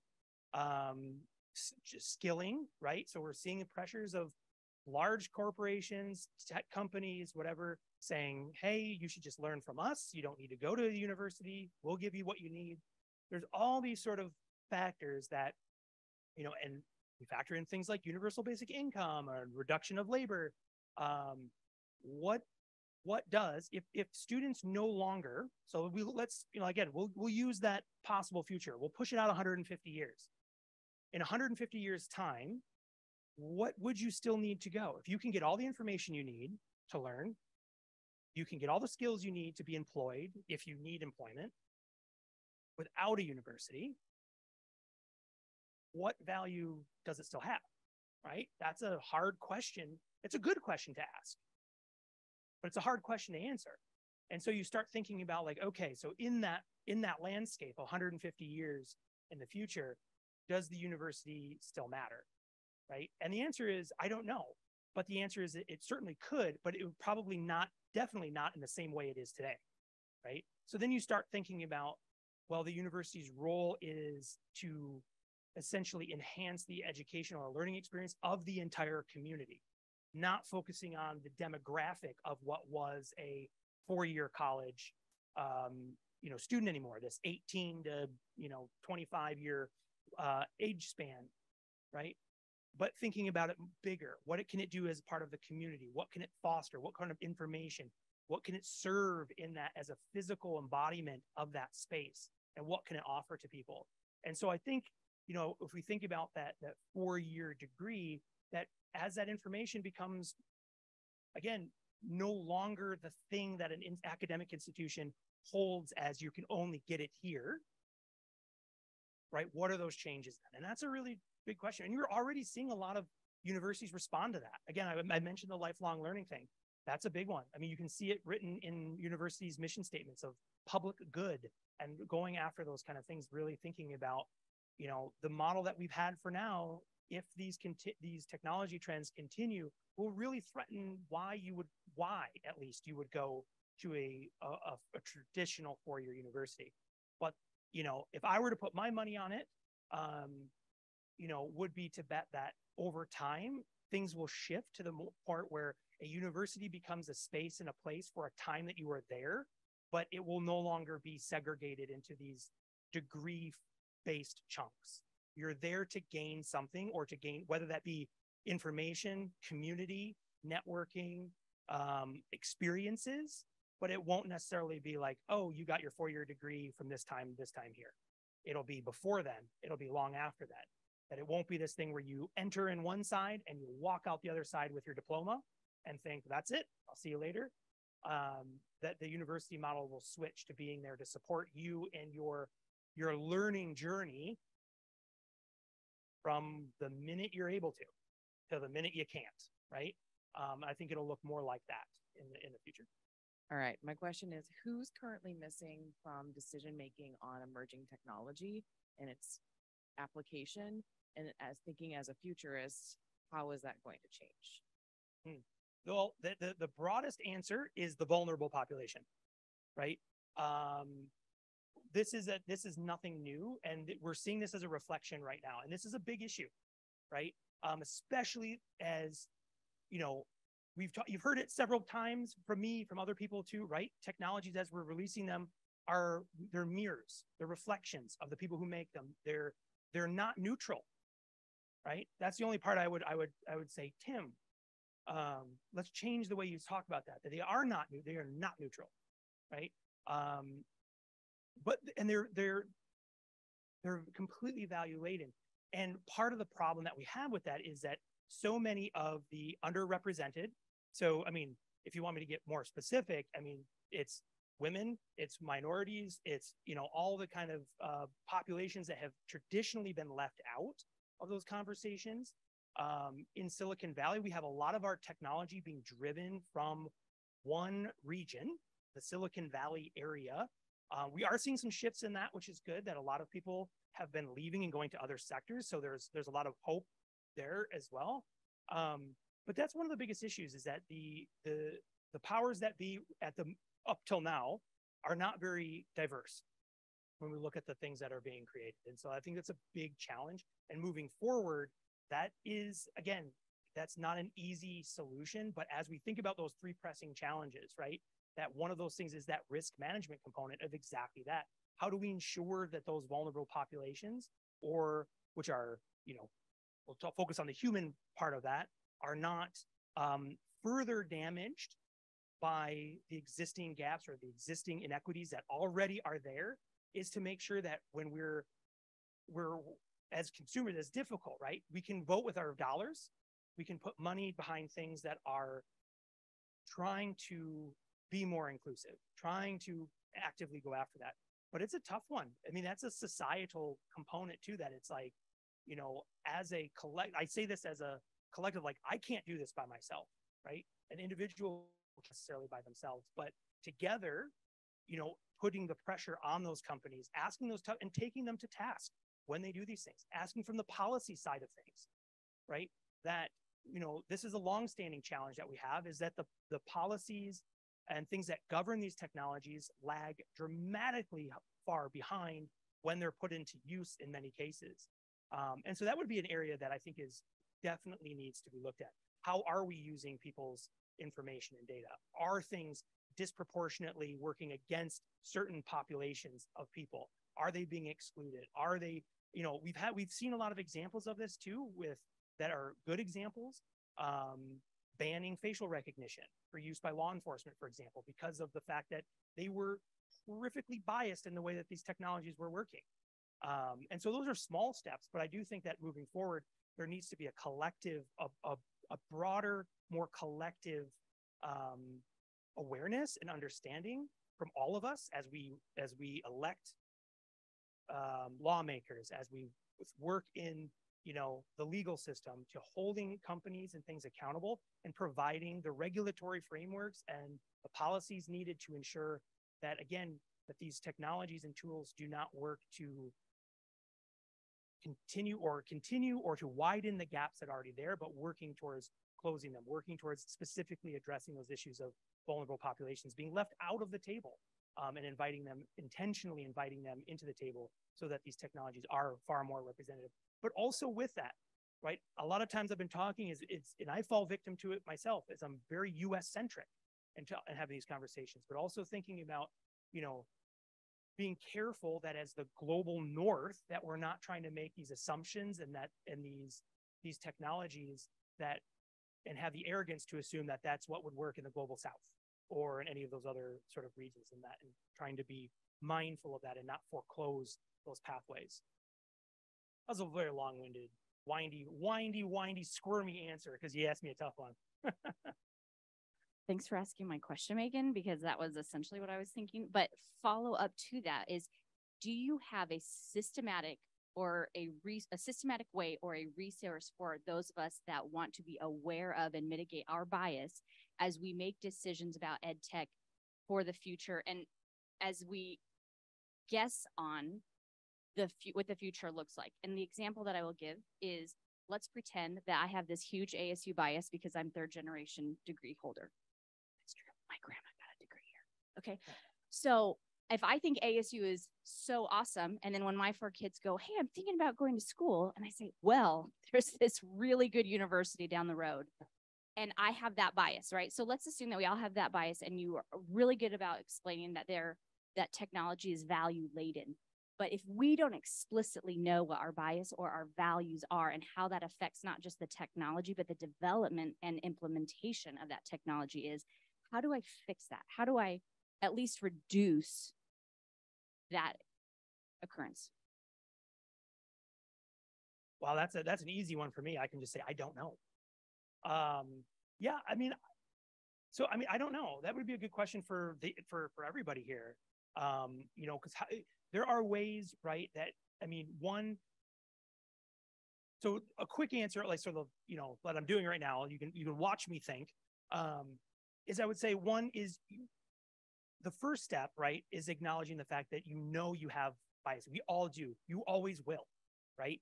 But that when you're thinking about making a decision, or you're thinking about, like, yes, I recognize that I bring these to the table, that alone is massive, right? To be able to recognize what they are and to start saying, like, okay, well, why do I have the feelings I have on this versus that? Is something a gut reaction, or am I biased for some reason? And what is that reason? And then to be able to essentially pull that out on the table and discuss that. But like, I would say, but to the broader question, I don't know. I don't have like a resource where you could go to, like, flush that out necessarily, at least not off the top of my head. I don't know if anybody else has an idea on that. But that's, you know, I think that's, yeah. Help me. Help me. No, I have a question for you. Oh, okay. No, that's good. Do you believe experiential learning is important for future graduates? Experiential? Yeah. Oh, absolutely. Absolutely. Yeah, that's an easy one. Yes. So on the same question, do you think that can be added in curriculum? Also, yes. Yeah, I mean, I think that's, you know, as we move forward, I think there's lots of different schools of thought. And, you know, I'm not going to stand here and say that my perspective on, you know, pedagogical futures is the most important one, the most enlightened one, the most well thought one. However, I've been, you know, teaching in higher education for 20 years. And for me, it's always been, I mean, even just noticing anecdotally, right, the advantages of providing sort of contextually relevant, novel, and experiences in the classroom only goes to deepen those connections, and looking for what are those real world connections, those experiences that we can provide in those, regardless of what the domain of knowledge is, and working towards making those connections. Anytime we can make those connections more real, that persists, right? And so looking for how can we make these learning experiences authentic, contextually relevant, and valuable to the individual. So I mean, yeah, I think I would say yes to both of those. The question is also, though, so when we think about that, is what conditions need to change to make that easier to do, and things like that. So I can respond also with more questions, right? Why aren't there more experiential components in curriculum, right? And start to asking those questions, like, you know, especially as technology. So, you know, again, I'll come back to Chat GPT, just because no one has asked me about that, which I'm actually quite thankful. So I don't know why I'm opening my mouth about it now.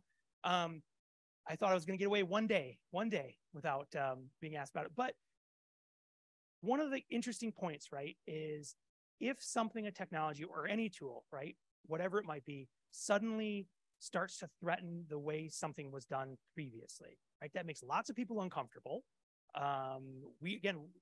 Most humans don't like change. We always say it's good, but we all hate it.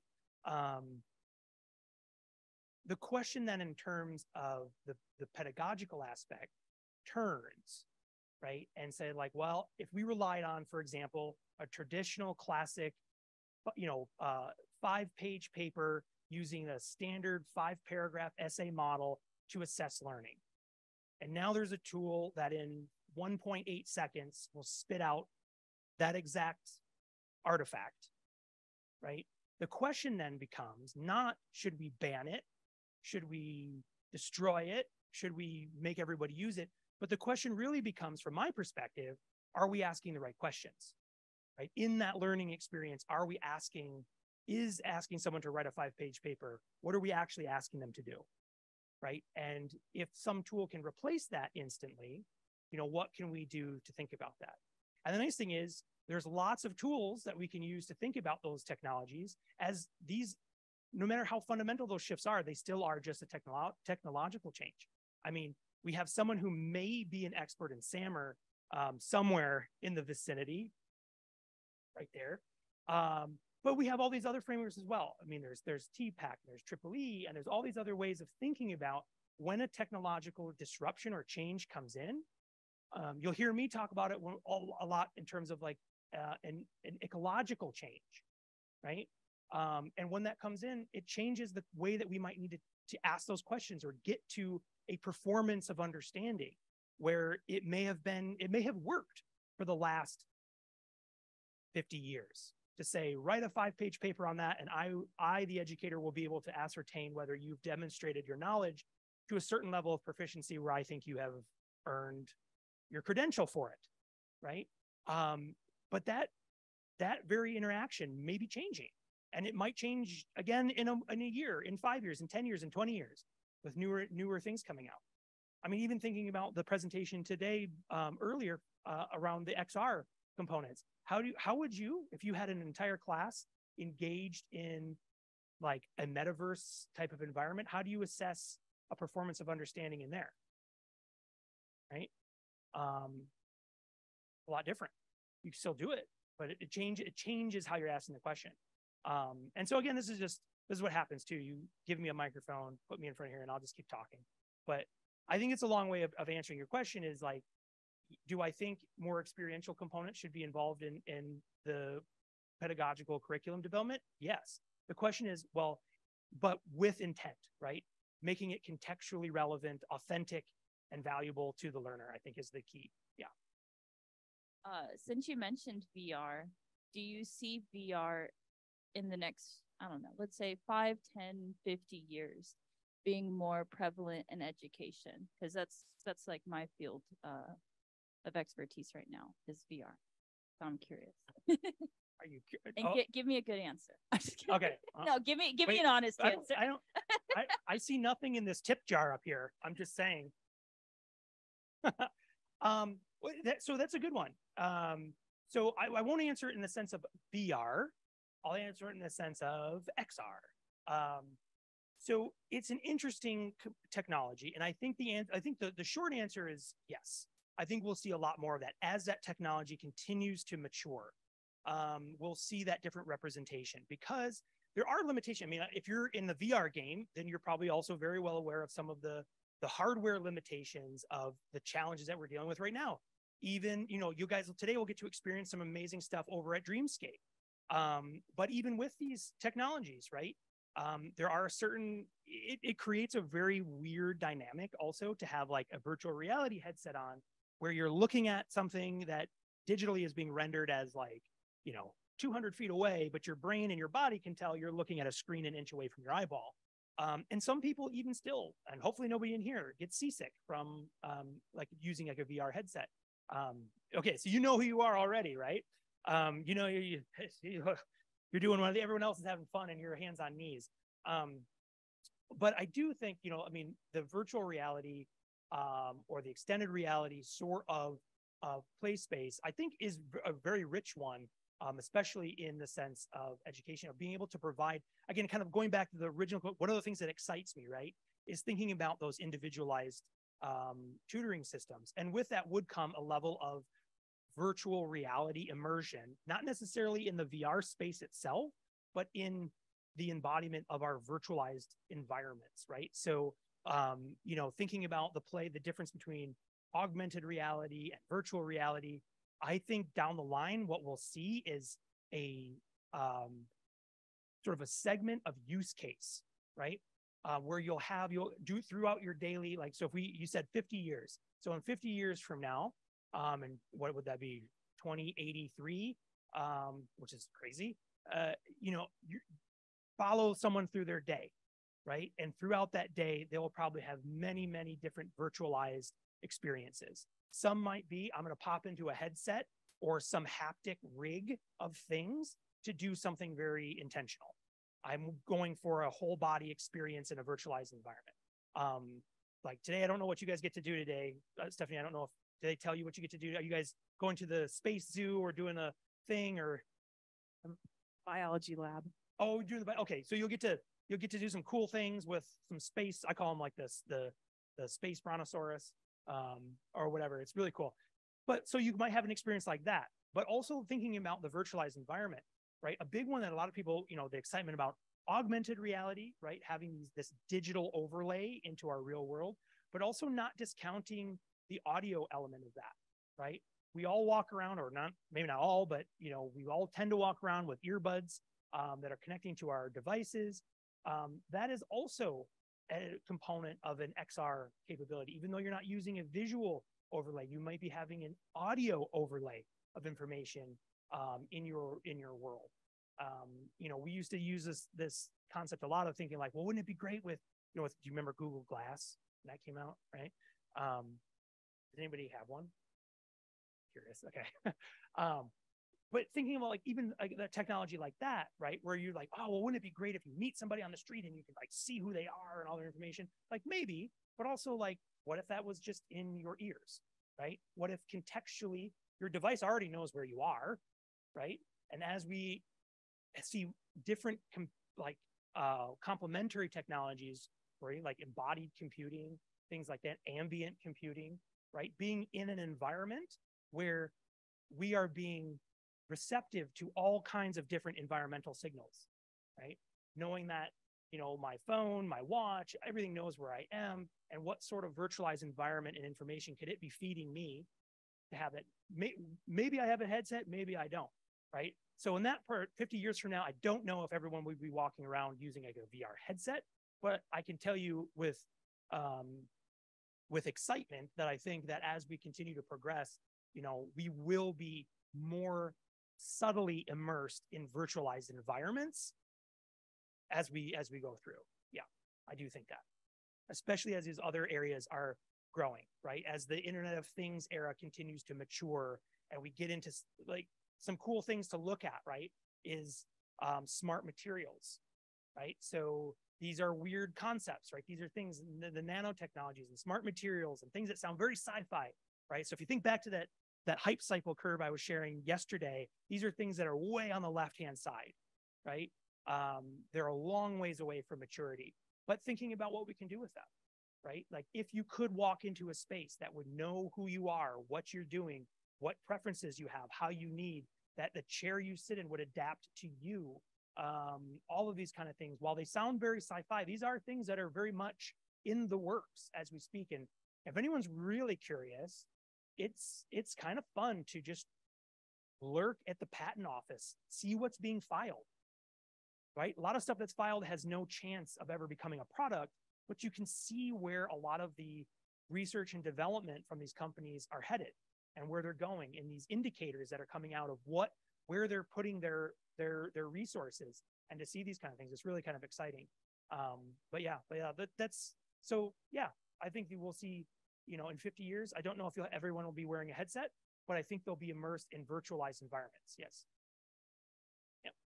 Sean, I want to know if you've seen The Peripheral. Yes. Yes. Yes. Thoughts? Well, I'm not finished it. I'm only at the halfway mark. But yeah, no spoilers. It's good. Yeah, it's good. So it takes place 10 years from now. Yeah, in the 2030s, right? Right. 2030, So 2039. they're looking at, and 10 years is an interesting time frame to look at, right? Because it's not so far out that theoretically that so many changes have happened that it's not relatable to us, but it's far enough out where we can imagine that some of the things that we're seeing, hints of signals of change, have taken place and are actually there. So so you watch the first episode. Thoughts on that? Yeah. I guess I don't want to give. It's interesting. I'll say it. And maybe like Ready Player One, we could pick on that. Okay. Maybe that's a little older. Yeah. You know. All right. I'll just last question, and then we'll talk about we have two options for what we can do next. But I wanted to ask you, how old are your kiddos? Mine? Yes. 7 and 4.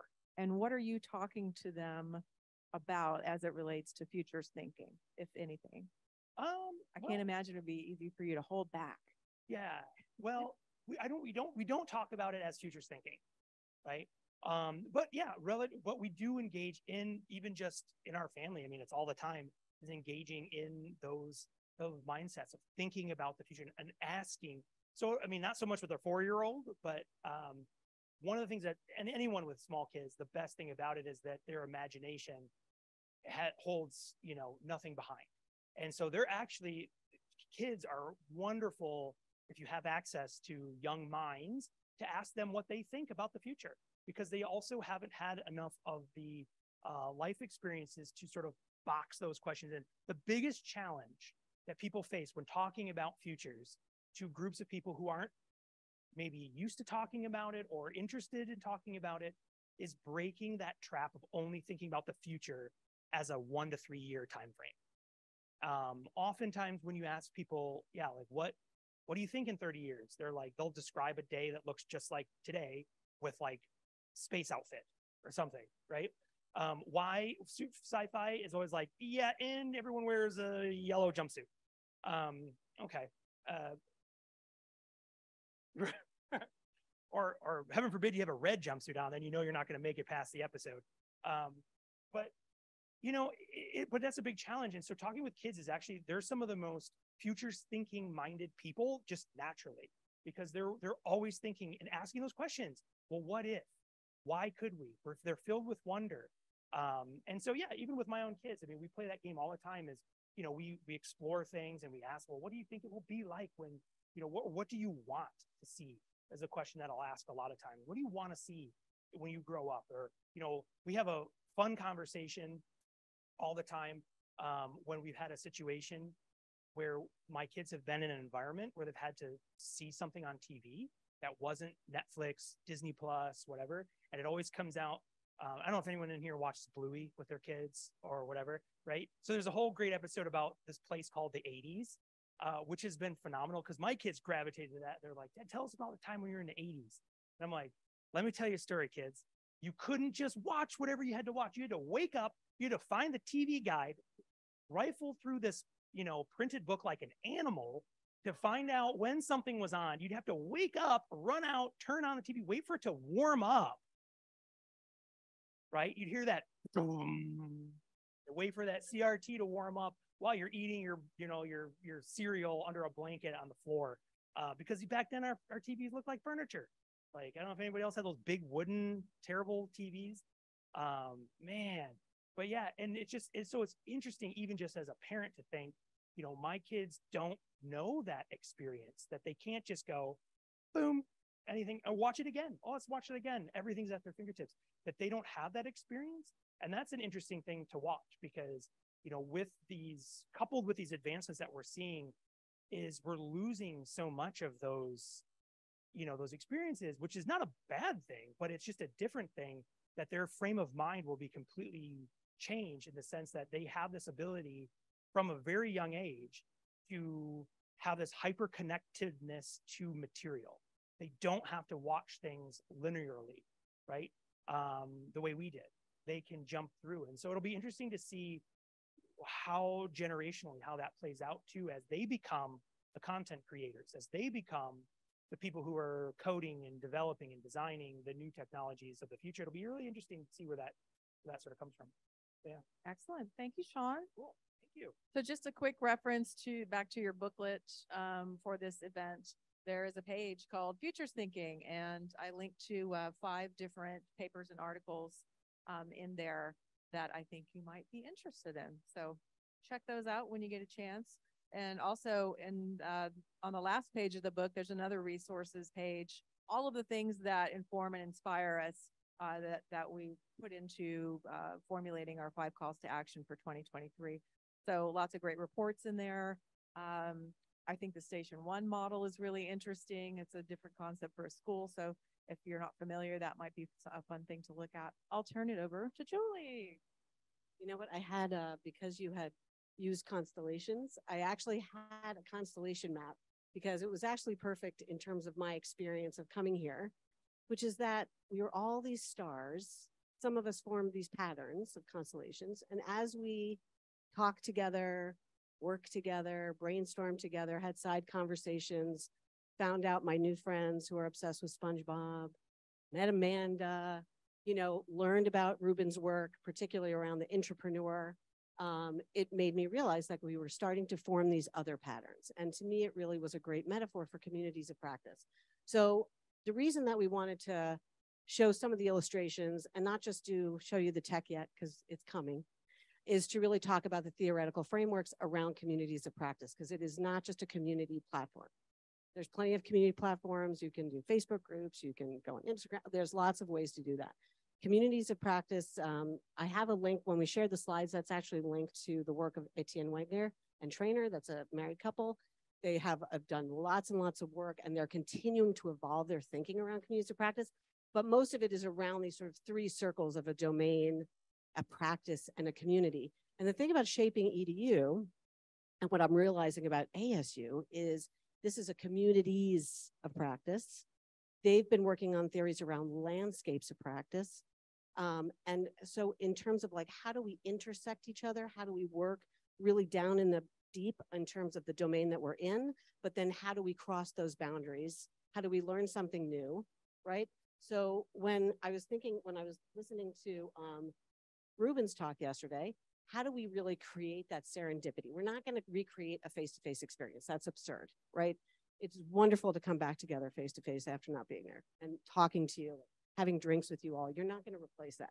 But how can we design this community of practice together so that there is some of that jam, there's some of that serendipity, there's some of that, oh, wait a minute, let's work on a proposal together. I'm thinking about this in a completely different way.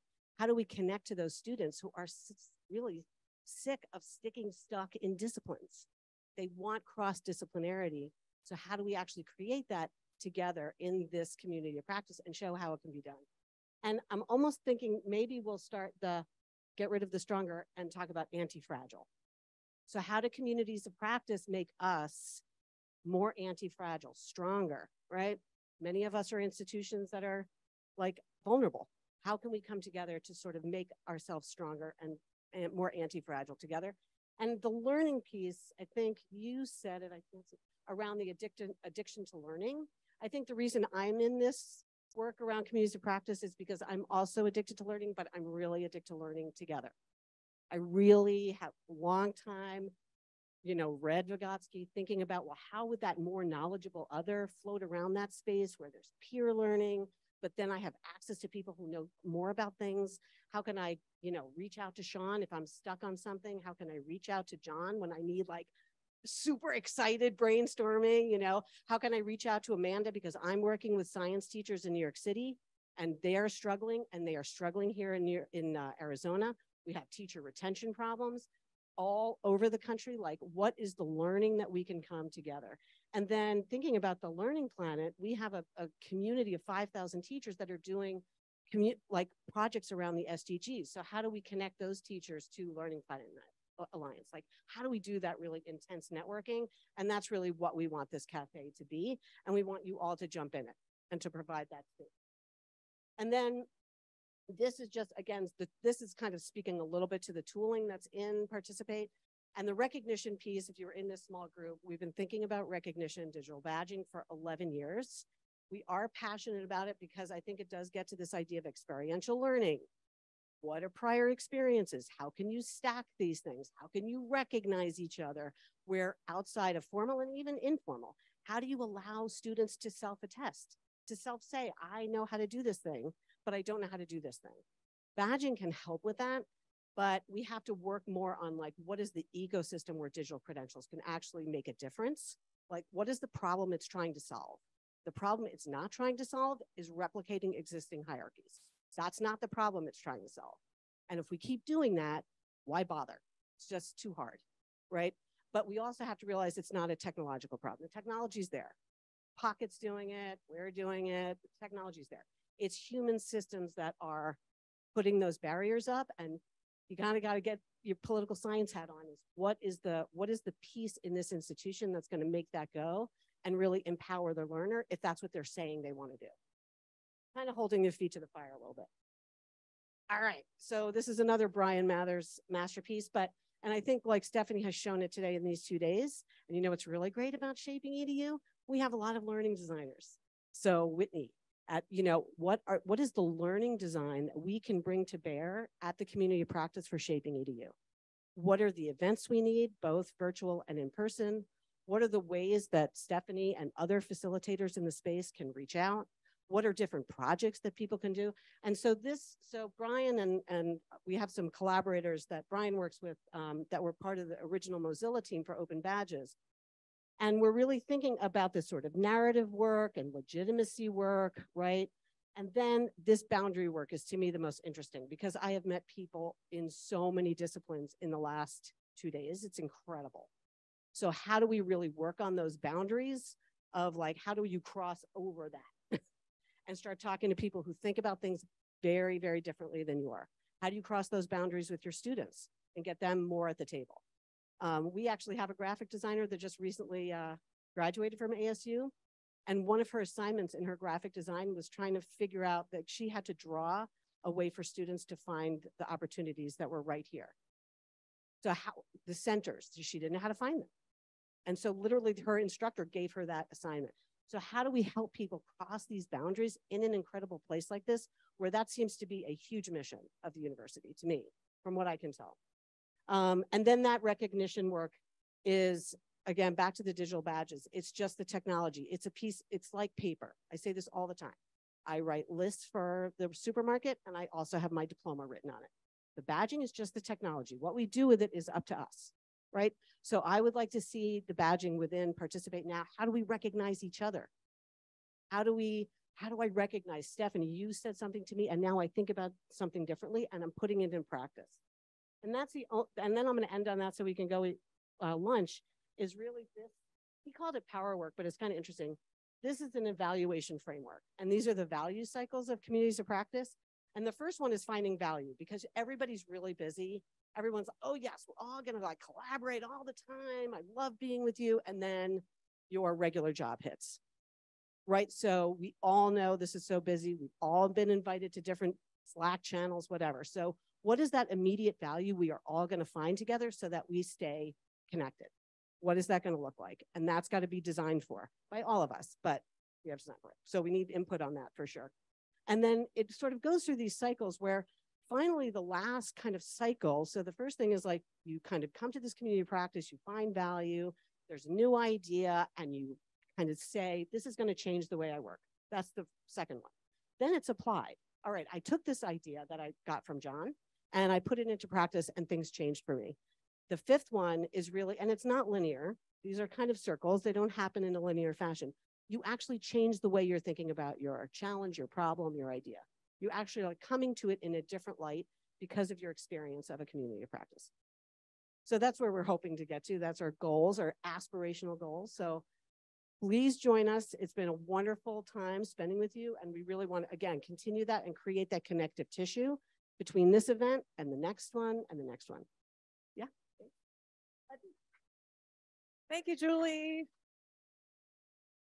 And I have to point out that, so if you're ever on a Zoom with Brian, he has a cat, and his cat walks around this shed that he works in the UK.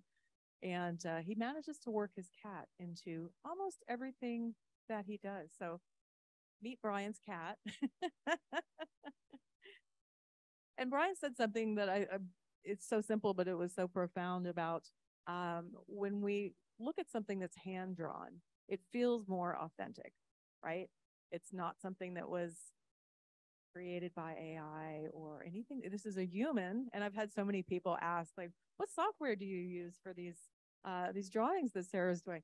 It's not software. It's a human being listening and interpreting something, and we get that authentic interpretation of it. And that's what we hope to bring to the cafe by having these illustrated components, that real feeling of honesty and authenticity, and a place where you can be real. So that is our hope, and we will definitely pick your brains about what we can do to make this concept bigger and better and more enjoyable for everybody who engages with it. So thank you for looking at all of our slides about this initiative, and I'm very excited to share it with you guys when it launches. All right, everybody, we're going to do, for the next little bit before we do our breakout sessions, we're going to do lightning presentations. So I know some people are still waiting for their lunch, but our friend Matt from Verizon has to go at 12:30, so he's going to go really fast. Thank you so much, and thank you for letting me be here. I really appreciate it. It's great. Everybody keep eating lunch. What I'm saying is really not that interesting. I just have to do this so that I get my year-end bonus. I can present to great people and talk about all the stuff that Verizon is doing. And on that note, so one of the things that you may have noticed is in the past week or so, we're about a week out from having the largest traffic jam in history around Glendale and Scottsdale over two large events.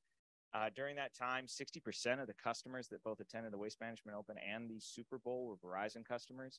And we pushed out enough data over a 3-hour period in the Super Bowl that would be equivalent to one person watching HD level quality television, been watching for 3.5 years straight. So we built out our network to make sure we could handle that traffic. It did not falter or fail. And it not only helped the customers that were inside the Super Bowl, but it also the first responders and the public safety and those that were trying to keep us safe and make sure that there were nothing that happened during the game. So I would be remiss if I didn't mention that. Our network team did a great job, and I hope you all enjoyed it. So I'm here to talk a little bit about what Verizon is giving back to the community and how we're addressing digital equity, especially in the state of Arizona. And there's 3 topics I like to hit on. The first is our Verizon Innovative Learning Schools. And what that is that every year Verizon picks 2 or 3 different schools in different communities. And we target middle schools that are usually Title I or Title II schools. And we go in and we fully furnish and provide data for up to 2 years for these middle school students. And we don't just go in and drop the devices like it's Christmas morning. We just kind of throw them out. And it's like, Oprah, you get an iPad, you get an iPhone, you get a Samsung Galaxy, whatever, anything that I can't afford anymore. But we also train the teachers on how to use it. And we want them to know so that when these kids can go in and use it for the first time, they have access and knowledge and whatnot. So it's simple things like, how do I turn it on? How do I connect to the internet? What is this used for? How is it going to help my curriculum? So it was going on long before COVID, but after really sure that we targeted these rurals and Title I schools so these students would have access to technology that they can use not only in high school and beyond, but in their careers in college and whatnot. So as of last year, we had 32 schools that are located in Glendale, Phoenix, and Tucson, in addition to 14 Verizon Innovation Labs. And those are more at the high school level where, again, we're training kids and high school students to be ready to prepare it. The second one I'm talking about, and our previous speaker spoke about it, is the collaboration we have with Arizona State University in putting together the Innovation Lab. What you guys are going to experience is awesome, as I often say when I get to do it, bring in people to visit it as well. I'm very jealous of how my kids and grandkids will learn. It is incredibly adaptive, and the stuff that these ASU students are doing and how they're building curriculum for college students and the results they're seeing is second to none. And this VR experience is how we're going to build the future. And the applications are not just in education. You can see it across multiple disciplines. For example, when I bring city mayors in, I say, somebody can buy 5,000 plots worth of land. You can all sit around a table and you can have the owner that may live in Dubai, the developer that may live in New York, and the city planning personnel. And what you can do is say, okay, we're going to build the building here. What does that do to traffic? What does that do to water? What does that do to sewer? How are we going to make this work? Where are the parks going to go? What if we need to accelerate it? What if we need to slow it down? What does that look like? And how can we plan moving forward? And you can do it all visually where you grow it up and it's an incredible technology, and you guys will really enjoy it if you haven't already been. So our collaboration with ASU is that runs in our network, and that's what 5G makes possible, not only right now, but into the future. And so we're really proud of that. And then the final thing that we're doing is the Affordable Connectivity Program. Verizon is a proud partner of that. And I don't know if many of you have heard of it, but what that is especially after COVID, again, it's about if you're not connected, you're not part of the world, unfortunately. And that's what we're seeing not only in the United States, but throughout the globe. And so what we're doing is partnering with the federal government, us and many other carriers, Cox Communication and others. But what we're doing is we're providing service to those that cannot afford it through other means. And it's a full-fledged program that they get to participate in, that we provide them with our nation's best service. They can connect onto the Verizon network, and they have all of the benefits that I or my family would have at no cost to them. So we continue to do that. We're pushing to promote it, to have it extended long into the future, because we recognize that if you're not on the internet or can't connect to it, you really cannot function as a full member of society. And that's what we're trying to make sure, is that we bring everybody up into that equitable space when it comes to digital connectivity. So I think I spit out everything in about 4.5 minutes. So I have 30 seconds if anybody has a question, and I apologize if I spoke too fast. The Affordable Connectivity Program, it's called ACP. And then one more thing that we're doing for small business, and this really doesn't pretend to digital equity, but one of the things that we've done is we've put up together a small business digital ready program. And really what that is again, it's a free program that we offer to small business entrepreneurs, especially focused on people of color, entrepreneurs of color. And what it is we'll provide a service on how to use the internet to better and connect to services. So it's like how to set up a website, how to go out and fundraise, how to do that kind of stuff, how to reach your customers in new and interesting ways, how to set up emails so you're not getting pinged in the middle of the night, but you're actually attacking the customer, or reaching out, attacking is the wrong word, reaching out to customers that you may not normally get throughout the country and the world. So those are some of the things. If you have any questions, Stephanie knows how to get a hold of me. I can certainly put you in the right path, the right way. So any other questions? All right, great. Thank you so much for having me. I really appreciate it. Doing great work. Okay. So I want to kind of riff off of some of the things that were said earlier today and talk about a project that I and others of the last few years have been working on. This kind of got its start literally just before the pandemic and in its initial formulation. But one of the things that I have struggled with through most of my career in one form or another is how we connect up the tools that we use in the tasks that we're doing, because a lot of times we're not very reflective when we adopt tools and how they're going to affect what we're doing. Ideally, we do it the other way around, but I'll talk about how you can use this tool in a lot of different ways. So the purpose of this tool, it's called a tool augmentation tool, is to decode complex tool environments. When you introduce a new tool, when you introduce a new technology into an environment, that changes things. And the other thing we tend to discount, and again, several speakers have talked about this over the last couple of days, is the fact that we also have to deal with humans and systems around them. I noticed on Sean's slide, he talked about the fourth industrial revolution. I dislike the word industrial. I mean, I don't dislike it because it's absolutely true, but I think we need to get past industrial because it's a mindset around that. And what we're really talking about is human evolutions as our societies adapt and change. I was talking about it at lunch about how, we have all of this disconnect between the speed at which and the way people are thinking and the systems around us, and that's becoming worse. And a lot of that's, the tools are intimately embedded in how those things connect up. So we've been attempting to connect up these two things. What are your tasks and what are your tools? And also, how do those tools, again, impact the tasks themselves? So they mutate the tasks. And finally, how do we put all those things together to create environments for those future uncertainties, the stuff that Sean doesn't see coming. This started out a couple, the initial formulation or the initial framework, the modal framework as I call it, is to break down tools into how we use them, how we interact, what kind of spaces they create.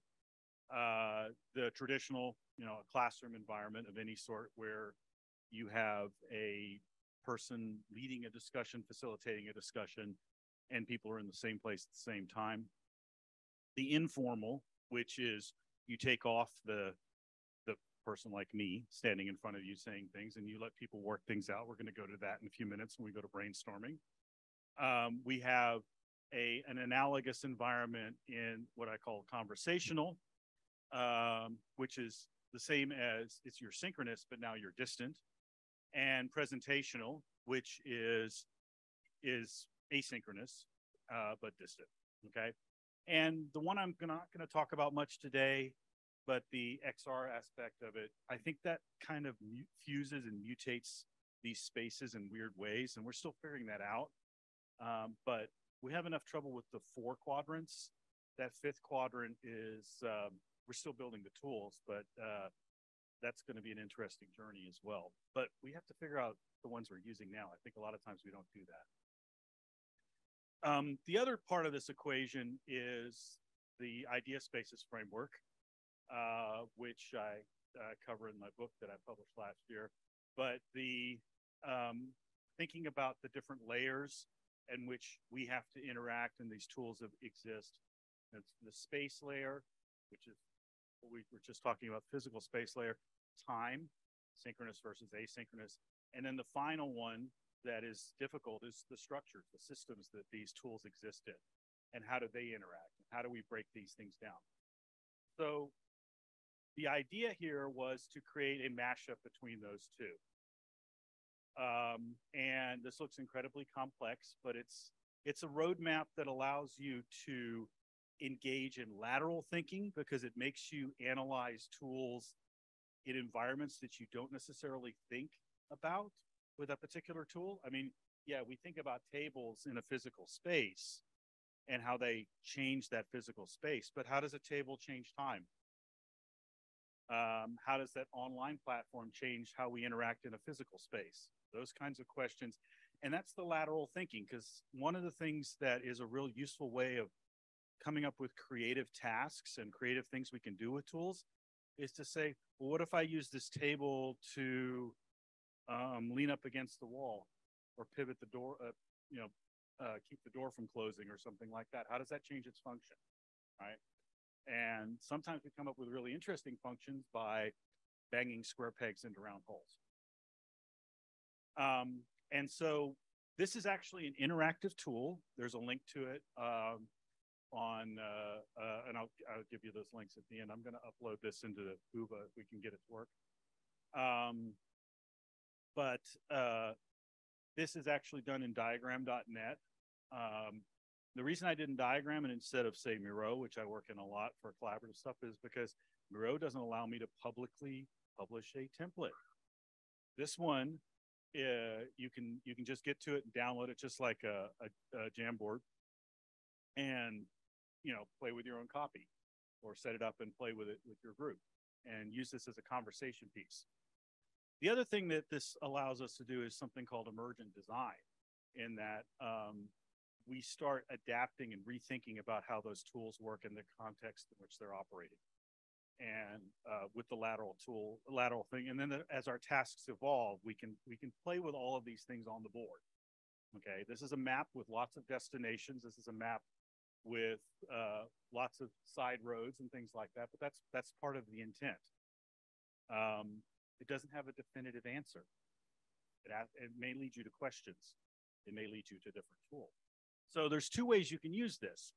This way here is starting with the tool and breaking it down and figuring out what you can do with it. What are its tasks? What are tasks that you haven't thought of that it could be used for? And I have an example of this on my site where I actually use Miro as the tool, and I talk about how it breaks down on each one of these areas. So that's one way we can do it. So we're going from left to right, following the red lines.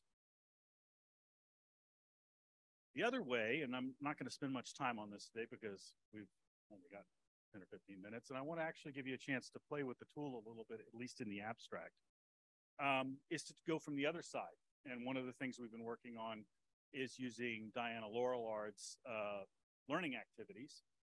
And this is a good illustration of those. and starting with those and then asking questions about how do we implement that, and then working our way backwards to get to the tool. So you can actually use it backwards. So you'd start over here. These are all the tools, and you say, okay, these are the ways I'm going to do acquiring. These are the ways I'm going to do inquiring, so on and so forth. Drop them in the boxes and work your way backwards. And at the end, you come up with a list of requirements for a tool that would allow you to do what you want to do in the classroom, or maybe a set of tools.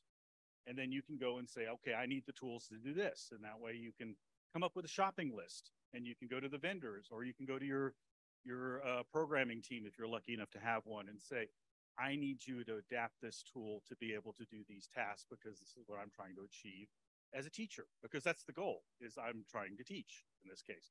You can use this for a lot of other purposes. This is set up around teaching and learning, but you could come up with tasks for any business and build tools backwards this way too. So that's one of the cool things. So, I've actually implemented this in a real world. I'm not going to spend much time talking about this either, but I helped build a campus for Houston Community College, where these principles were very much built into the design process. So, and then it opened last year, so it really exists. And I'm happy to talk to people on the side about that, how you can use that to think about learning spaces, among other things. All right, so here's what I'd like you to do. And the first person who comes up with an answer, with a set of answers, which I will share, fair warning, is grab a pad, divide it into quadrants, not Sean's quadrants, but just four quarters, okay? And we're just going to do the space aspect of this for the tool of ChatGPT. All right? So what I'd like you to imagine is, how does ChatGPT impact an in-person live space? How could you use it in an in-person live space? How could you use it in an informal environment where your students are working in person, in a group, maybe out in the hallway, in the study hall, in the library? How would it impact that? How would it impact the conversational space in terms of synchronous online? How could you use it there? And then how do you do it in a presentational environment where the students are creating something that they're sharing with you or their peers or something like that? And the first person to come up with 4 complete sentences for this gets a copy of the book. Yes, ma'am. Okay, conversational spaces are live synchronous environments, like a classroom environment where you have everybody in the same place at the same time, okay? And leader-led usually at some level, facilitated. Whereas informal is an in-person space that's in a building, like a study room, library, or something like that, where you physically are together as students, but no instructor. I only have one book, so. Okay, so in a traditional environment, you could use it for group work, to dissect text, theories, bias, things like that. Yeah, that works. An informal environment, yeah, use it as a knowledge check. So when people bring things up, you can then go and say, hey, let's see what ChatGPT. Of course, you're assuming ChatGPT has the knowledge, but okay. Conversational use of tech in our society. Yeah, a conversation starting in society. Okay, sure. One little thing is fine is that you may discover that it affects the two space. Some tools will affect different spaces the same. So, there's no requirement that it's going to work out differently, although the idea is to be a little bit reflective on how that environment changes things. So I actually do what you suggest for traditional in a conversational environment, for instance. Presentational, can we use it to generate on? Yeah, okay. So as a rough draft generator for traditional, for creating stuff, for creating projects, for creating presentations, etc. So yes.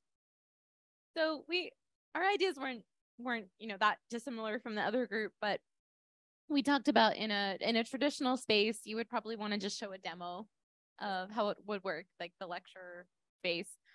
In the conversational live synchronous space, use it for group work, have them play with it, and jam with it, I guess is the theme of the week. In the informal space, maybe take what they learned in the group work and have them write a reflection about how they might use it. And then the asynchronous is, we thought, or the presentational, we thought they could post something that maybe they created on a voice thread chat and kind of reflect on it. Okay.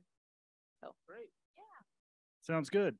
Yeah, I mean, you could have a conversation in a presentational with where they have a conversation with themselves about their conversation with ChatGPT.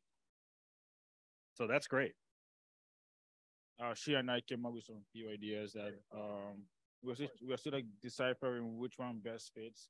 I think in our traditional, I think as you said, traditional, you have the classroom style teaching where teacher gives instructions to the teacher.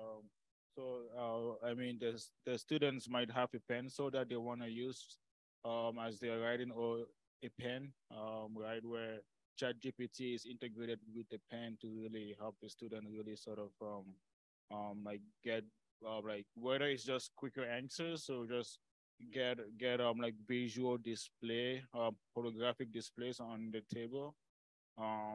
We also looked at possible calculators informally when you're doing homework with your friends. So you want to really, I mean, just have answers that nobody wants to go on Google and type multiple queries. So you might just use vocal interactions with a calculator powered by ChatGPT.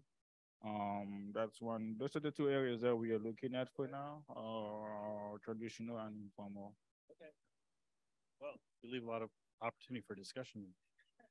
I mean, yeah. So actually, one thing that riffing off of your idea a little bit is to say, okay, you know, ask the question, have ChatGPT answer it, and then have the class go through an exercise where they critique it as a live exercise. No. We don't want to do that. But you still need a guide. I mean, a book can be a teacher, but a book is better with a guide, right? If somebody's talking about it. Okay. Anybody else burning? Okay. So you can see how this could be used in a brainstorming environment. You can come up with a whole afternoon workshop and go through various technologies. You can go through the hot technology of the day like ChatGPT, or you can pick, oh, well, we're going to adopt this new tool for teaching. Let's work through how this is going to affect on a day-to-day basis. And it's also a way of generating buy-in, because then people have their own ideas about how they'd use it instead of having it inflicted upon them and saying, oh, well, we're using this. You have to use it in class. Figure it out. Well, you can work on that together. So, probably the easy way to do it. Okay, so as I said, I'm going to try to upload all this, but there's a whole set of instructions. I've actually recorded videos for the tool to task side of things. Haven't done the task to tool side yet, but all at IdeaSpaces.net at the tool augmentation tool, and then the actual tool is at a bit.ly tool augmentation tool. That'll take you straight to the diagram.net thing. We have a page for the toolset group because we continue to work on this. We have a wonderful database that we're working with SUNY on, the MTech database, that has a whole bunch of tools that you can plug into it and work through and wrestle with the ideas. And a little bit more on the way that this influenced the creation of learning spaces. And that's my email address. Any questions? Hello, my name is Amanda Whitehurst. I am going to continue the grand tradition of people from the Center for Science and the Imagination coming to these events and not having a presentation for you at all and just sort of speaking extemporaneously. So here we go. So I am located at the Center for Science and the Imagination. But the project that I am working on is something very near and dear to my heart. I am a former elementary and middle school teacher. So I'm working in the pre-K-12 space.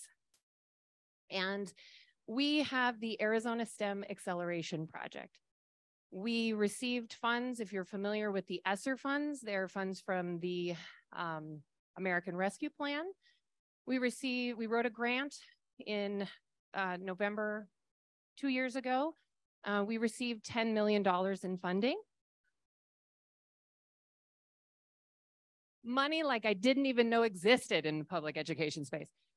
And this money is going to teachers and classrooms to support STEM education and STEM learning in Arizona. So a couple of years ago, right around the time that we wrote our grant, the National Academies of Science put out a call to action that said, you know, we're talking a lot about STEM in the high school space and making sure that there are all these advanced classes or regular classes for students to be able to take.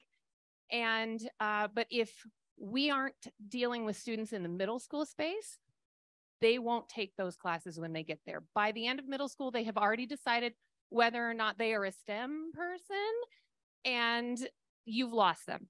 So our focus is on the middle school, although we have teacher fellows that are across the pre-K to 12 space. So we have 500 teacher fellows that we're working with. We give them $2,000 in materials for their classrooms. We give them $45 to $100 in stipends, and we ask that they do a hands-on project with their students, student-facing. We ask that they purchase materials that they need for their classrooms. We've asked them to think long-term. You know, if you're in the high school, do you need glassware? Do you need a makerspace? Like, what do you want to do? But we do know that we have teachers who are buying pencils and paper with this money too. We are asking them to do 30 hours of professional development. We did not tell them what professional development to do. We have partnered with 17 organizations and also are allowing our fellows to go outside of our network to say, like, this is quality. This isn't predatory. We have a lot of teachers in Arizona who are new to this space and they don't have a good sense yet of like, what is quality? Don't know where to go they're disconnected, go to get it and they're disconnected. So we are acting as sort of a help in that space. Like, here are organizations that you can connect with. We know that if you connect with these people, that you're more likely to stay in the profession, that you're more likely to be more creative. You know, the research exists. We don't have to research that. And we are asking them to write lesson plans. So that's why we have taken fellows from across the pre-K-12 space. So with our 500 teacher fellows, we are asking them to create 4 lesson plans. So we will have a database of several thousand lesson plans by the end of this project that cover the entire range, that are going to be Arizona specific because we have to be special. So we kind of have slightly different STEM standards than maybe the national ones. So that's on our teacher side. For our professional development opportunities, we have said, go to a university, go to PD from a professional organization, you know, connect with people who are going to help you in your classroom. So we have some people who are doing amazing projects that when we said, we're going to give you $2,000 for materials, they're like, I know exactly what I'm going to do. And they've gone and they've started to do it. We have other people who are teaching outside of their area because, you know, they were the social studies teacher and their school said, we don't have any math teachers, so you're going to teach math. And they're like, help. So, you know, we have those kinds of teachers as well. So we have this really great range of people. I've got so many, there's so many pieces to this. I'm trying to make sure I keep it within 5 minutes or so.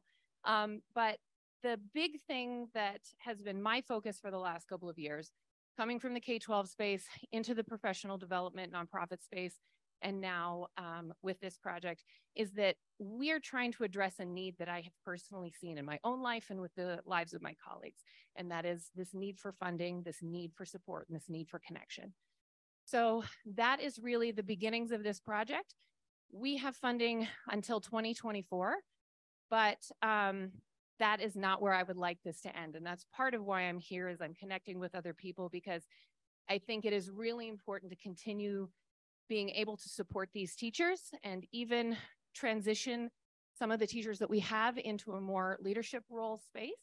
I know we had some discussions about that, like what does a teacher do in terms of leadership? How do they grow their career without leaving the classroom? Because I kind of want to leave you, I'm just going to grab my notebook. I left it back here.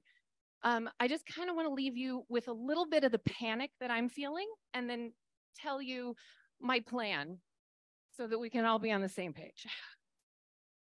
So the statistics that I've been giving everybody are a combination of the current statistics for 2023. Some of them are a little bit old, they come from 2020, but this will kind of give you an idea of where we're at in Arizona. So we have a little bit fewer than 60,000 active teachers in Arizona. We have 34,000 inactive certified teachers in Arizona who were like, nope, peace, I'm out. We have the average teacher age in Arizona is 47. In Title I schools, so, okay, we have 3,000 open positions for K-12 education in Arizona right now. And then another 5,000 on top of that that are filled by what we would consider traditionally unqualified teachers. So people who are being paid even though they're in their student teaching. They are on visas, usually from the Philippines. They are emergency certified. They are long-term substitutes. So that's another 5,000 teachers. And when you start talking about the Title I schools, 90% of those international teachers that are working here in the state are in those Title I schools. 93% of the emergency certified are working in the Title I schools. 72% of the interns that we have that are working as teachers are in the Title I schools. 69% of the full-time subs are in the Title I schools. And those Title I schools also have teachers with fewer years of experience. And I had a conversation about 5 years ago with a person who worked in HR for one of the major districts. I think it was Mesa, but and they said at that time that 40% of the teachers working 5 years ago, 40% of the teachers in Arizona were eligible for early retirement within the next 5 years.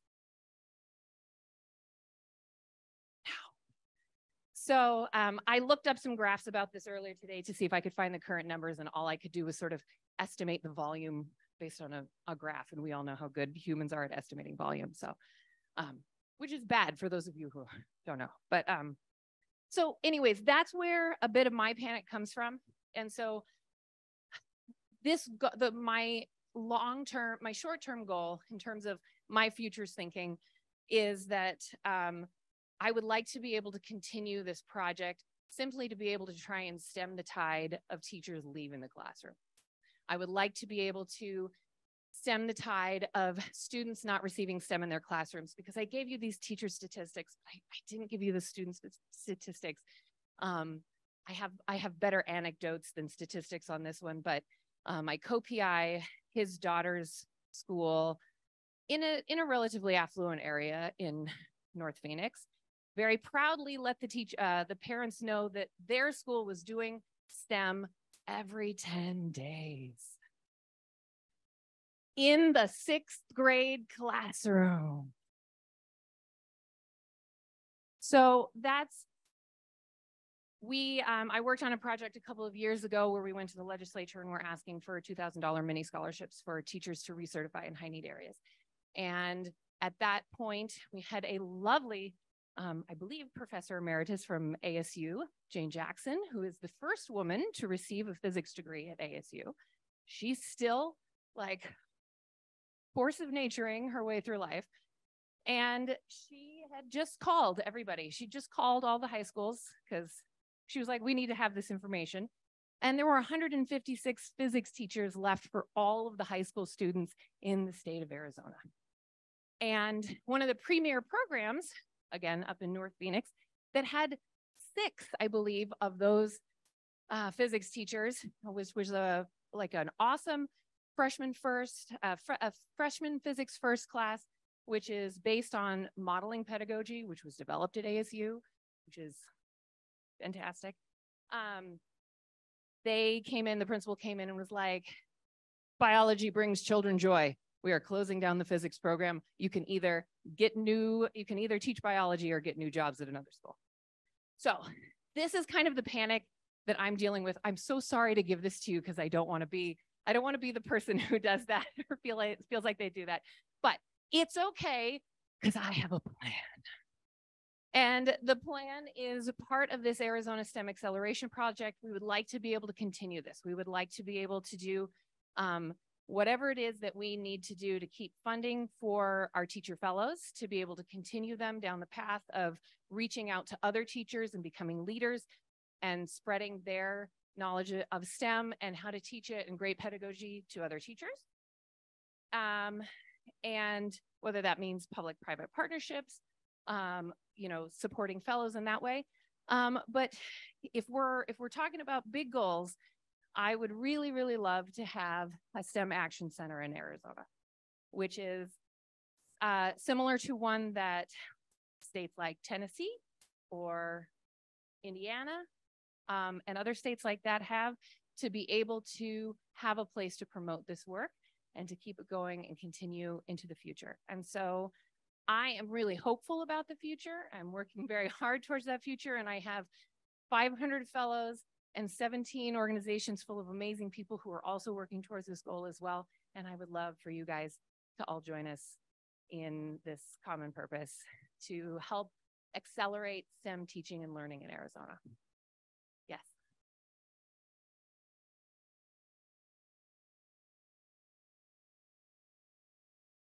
STEM, STEAM, this is a really great point. So we didn't come in and tell teachers what they needed to do. We said, you are the expert on your students. You are the experts on your populations. You know what kids need in your area. If it's STEM, if it's STEAM, if it's whatever other fun acronym that your district is focused on, cool. We just want something hands-on that's going to be created, because we want to be able to create kids, learners that are ready to do these high-tech jobs that we've been talking about for the last 2 days. So thank you. Yeah. Absolutely. Let's talk. So I have stickers. I have more stickers. I have, particularly if you're not from Arizona, but anybody can have these. I have keychains and earrings that are like little cactus themed ones. So come see me. I know. Okay, so come talk with me, and thank you so much for your time. I figured this was as good a time as any for some shameless self-promotion, so I'm in a podcast.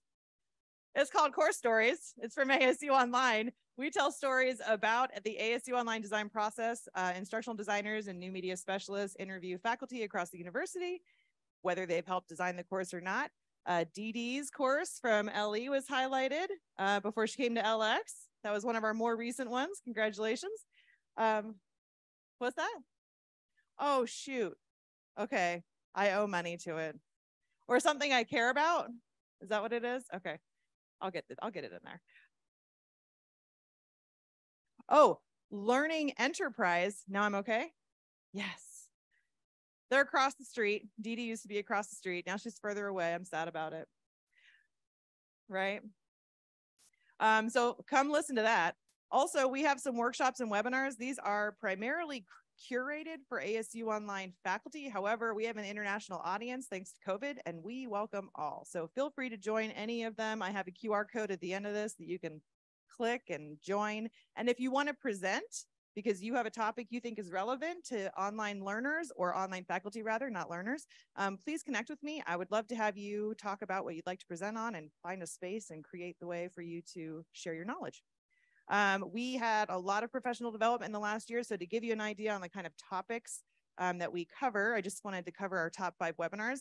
The first one is our ASU Online Faculty Showcase. It's our highest attended webinar. We invite 3, sometimes more, but usually 3 faculty to present on their course, sharing pedagogical strategies that everyone can use. And it is one of our highest attended webinars. We offer it once every semester, and we have another one coming up in April that will be put on Eventbrite next week.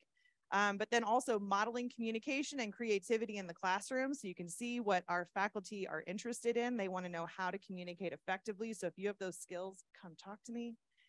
strategies for creative assessments, especially in the age of ChatGPT.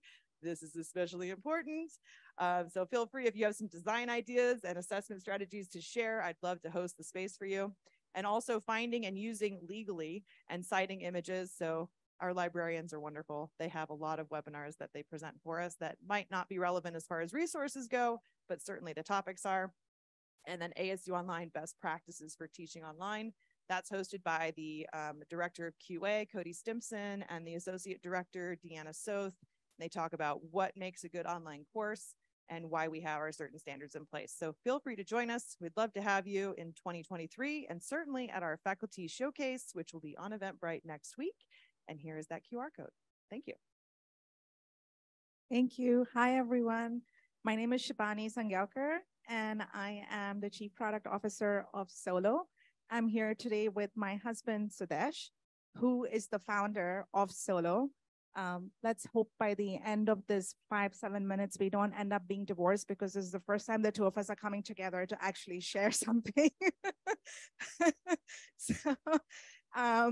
So what is Solo? So basically what started as an impact project back in about 4 years ago. Sudesh is from Goa, India. I'm from Bombay or Mumbai. I'm still in denial that it's called Mumbai and not Bombay. And we started an impact project back to give back to Goa. And the reason we picked on giving back to internship was because when we graduated in technology back in the day, we didn't have opportunities about on-job trainings or internships, et cetera. So when we would come out of being graduates, we wouldn't get a first job easily. Everybody, even today, asks for experience, hands-on training. So recognizing that, we were like, what can we do to help the students have hands-on training while they're still in school, in colleges? And so my husband here decided to start this platform Solo. It is actually built by students who are currently in college or have graduated since. They built this platform. It's just a beta version. It's being used today in India. We have over 300 students. And then basically, they also have ownership in the company. So it's a company for students, by students, leveraging the knowledge and the experience that the two of us have that we can provide to them. And so what we thought about doing is sharing this with you so that we could actually bring this to Arizona. And based on what I'm hearing from yesterday and today, with such inspiring conversations about the future of learning, I think you might find the demo that my husband is going to give you interesting, because I think what you will see is the potential of what a collaboration economy, bringing students, companies, institutions together to build a future workforce can look like. So without further conversation, let me hand it to Sudesh. So what Sudesh is doing is he's logging in as a student. I didn't get a chance in the previous page. If you see, there were 3 personas, that of a company, of an institution, or of a student. You could come in as either one of those stakeholders. Because we believe that in order for a student to succeed, or all these players, it's as a community, the society needs to come together to help the future generation. So he is going to sign in as a student, and we've picked this particular persona. This is a test environment, and classic of software development. You can see the challenges that he's facing. He's logging in as a student. And if you notice, that's a beta version. We are not going to talk today to you about the underlying technology, the blockchain, the AI matching for a students based on their experience with an internship or a job. We're going to really focus on the student journey, just to see how we are helping students today find out when they log in. They can see the courses, what live projects that they have, if there are hackathons they want to apply to, or if they have jobs, and then who are all the different individuals on the platform, etc. So this is like a one page where they can actually see all the potential possibilities that exist for them while they're still in school, while they're still in college, to work on and participate in. the live projects piece of it is extremely important to me because I think what we tend to rely on a lot is on internships, which become a little more formal. How Solo started was Solo is a live project currently, and we have small challenges that come up with every day. We want a UI to be redesigned, or we want a really good presentation to be built. We don't have the money to build this, but we know students want access to actual practical experience. So they come to Solo and they actually help us build a platform. And what we do is we verify their credentials. So then when they go for a job in the future, the company comes to us and they ask, did John Doe actually work on your project? Did they actually do ABC? And the answer is yes. So they have actually a verified profile. They have hands-on experience from folks who are still in the working industry, and we can help guide their future, mentor them as well. So live projects are a little different from internships, but I think in a skill-based economy, that actually is very powerful. On the left-hand side, there's conversations. This is like focus conversations. If you have code that you want to share, open source, videos that you've created, anything about your project, you want to follow other students, that's kind of the social aspect of it. You could you could follow, connect, etc. You want a student profile? So what we'll do is, so this is the one-stop shop, and then we'll quickly go to the student profile. As a student, what you can do is you will see what your education is, where you're studying, what was your high school. We have Mountain Ridge High School there because our kids went to Mountain Ridge High School, and both of them are, you did too. Yay! And both our kids go to ASU, actually. They're both studying at ASU currently. And then, you have their work experience, which projects they're working on, what trainings they've taken, etc. And, if there's any internship projects that they have completed, etc. So what you'll see is you will know if they've been verified, what courses, etc. And it's iteratively building your resume for you, if you will, because all the work that you've done is in one place, any trainings that you've taken, etc. The companies will need to verify that you've worked with them. If you're a educational institution like ASU and you have students, you can verify that they have graduated. I can't imagine how many times companies are reaching out to verify a student has graduated from ASU. This could all just be digital and be online, and a resume could be generated at any time with your latest and greatest experience. And this is the social tab that we were talking about. Like, you could actually upload your GitHub account and your LinkedIn profile. If there's any videos, etc., that you want to share with the community, it could all be in one central location. Companies can look at your GitHub account and see the code that you've built as an example. So I think that's all we wanted to really share with you today. The resume will be built, like I was saying earlier, based on your work experience. You could also upload it from LinkedIn, and then the AI basically that we have behind the scene will match you with the best internship or a live project, etc. So that's basically it. We thought that, based on the conversation, this might be something for you guys to see what the future could be. This is nowhere built. It was something that we leveraged the students for back in India, has a lot of potential. And this is we are hoping to leverage it for the next generation. Happy to take any questions. Nope. Oh. Does the system offer student suggestions? Like, for instance, like if the system, does it notice like, okay, this is an internship that they could do, but they don't have this? Would it suggest things like, okay, we suggest you volunteer for X, because this is an opportunity? So So help match a profile for them and say, this would be a really good profile for you. You meet at 90%, maybe you don't meet at 100%, and this is like the 10% why. That's a feature that can easily be built. We haven't built that yet, but that's a great idea. Thank you. Any other questions? No, thank you. If you guys would like a deeper dive, please feel free to reach out. I didn't show up yet to give a presentation at all, so I'm completely improvising.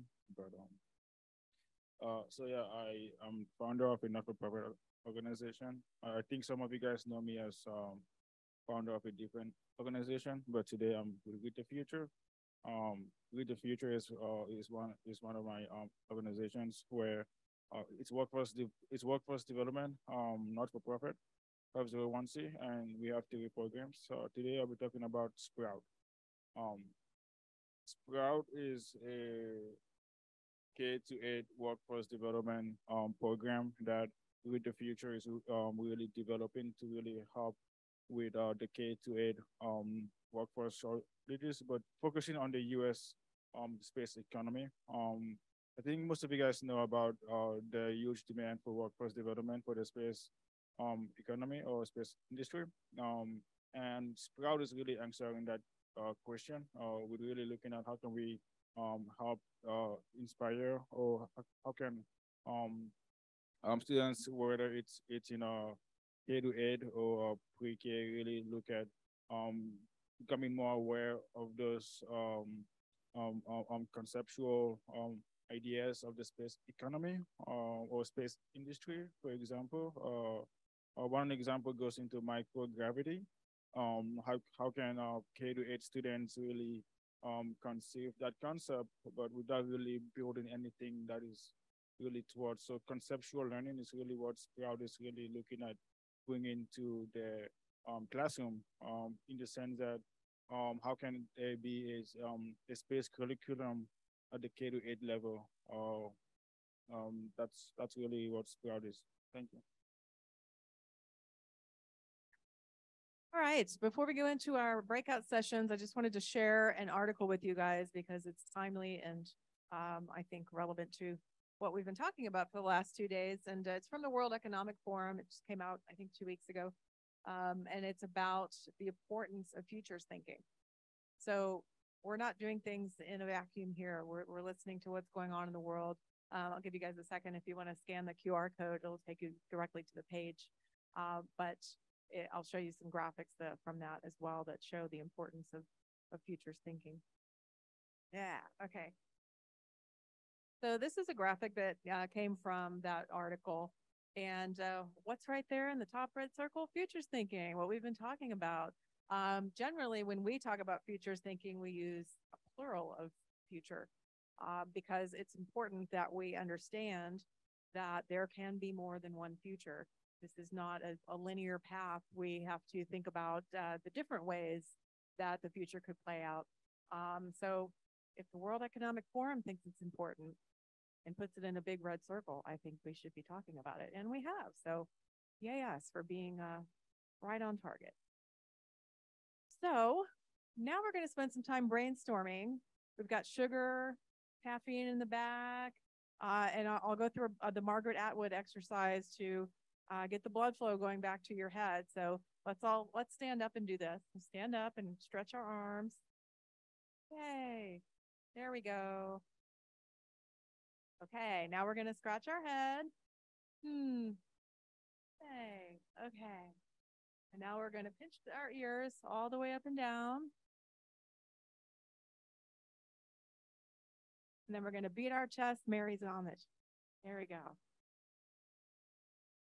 Yes. And then stretch our arms out to the side. And we've got the blood flowing to the important part, your noggin. Okay.